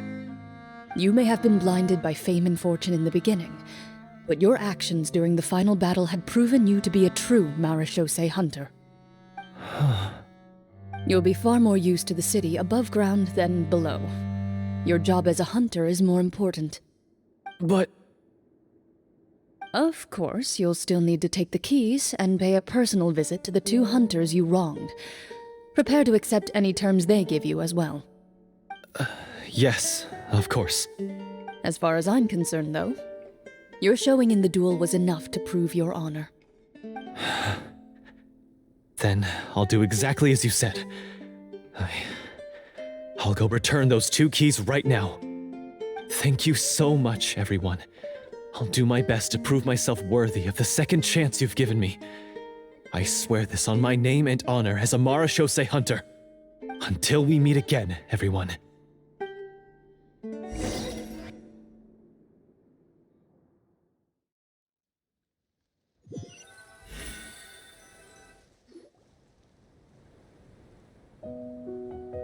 Speaking of Marechaussee hunters, what should we do about the treasure in that cave? Leave it be. Are you sure? We could show it to people, make it so that the hunters are remembered. Don't you want that? No. Every name on that tablet made the same choice. All hunters know what the path entails. I am no exception. My identity as a Marechaussee hunter is not something I need people to remember. I wish only to be recognized as a champion duelist. Nothing more. That's certainly very different from the path of a magician. Still, I admire your decision. Wait! Paimon just remembered something. If there were no special effects involved, why did our weapons begin to glow during the battle? That's because the Marechaussee hunters of ages past would often imbue their weapons with special enchantments to suppress the monsters. Whenever a monster was nearby, their weapons would start to glow. Oh, so that's why they had an effect on that guy near the end. I really thought the summons were doing all the work. Well, I'm sure the summons were a part of it too. Oh? How so? This particular devorator probably hailed from the same era as the hunters we saw in the room. The names you recited all belonged to the bravest hunters. Countless monsters fell to their blades.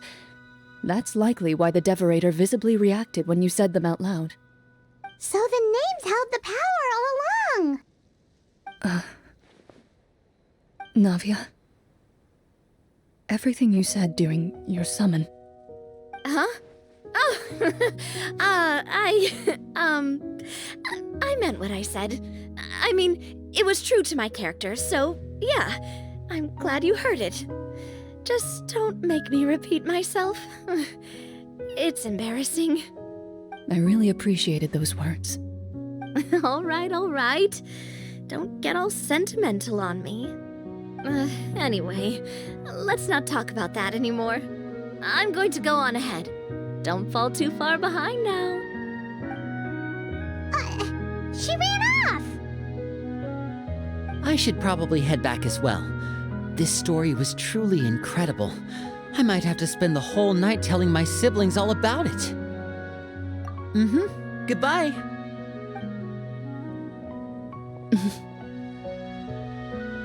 Traveler, should your name and deeds be forgotten, what do you think the significance of your journey will be? I suppose the significance would be the journey itself and the world we helped create. There's still value in the time I shared with everyone here, in the things we were able to accomplish, even if no one remembers them. A great answer. I'll remember it. Me? The Marechaussee hunter says nothing in response to that question. Perhaps her answer lies in her silence. An unspoken vow left to echo through the night. The path she walks needs no explanation.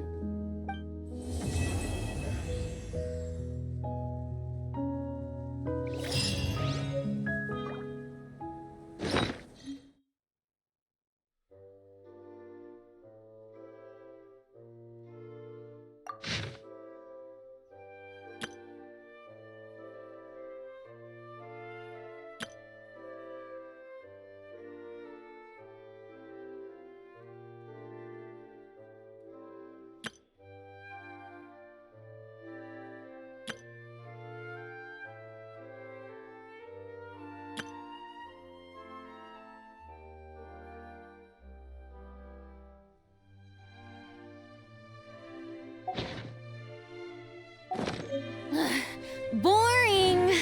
Isn't there anything else more interesting to do?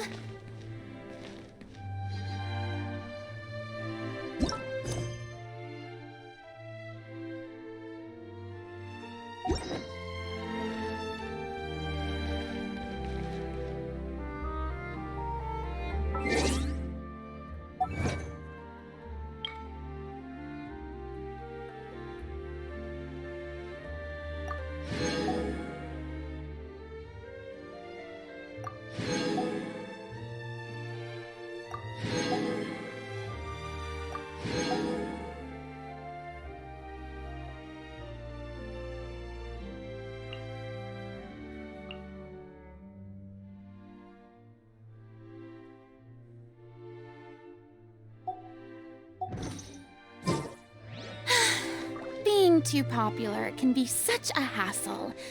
Who knew the people would adore me so much?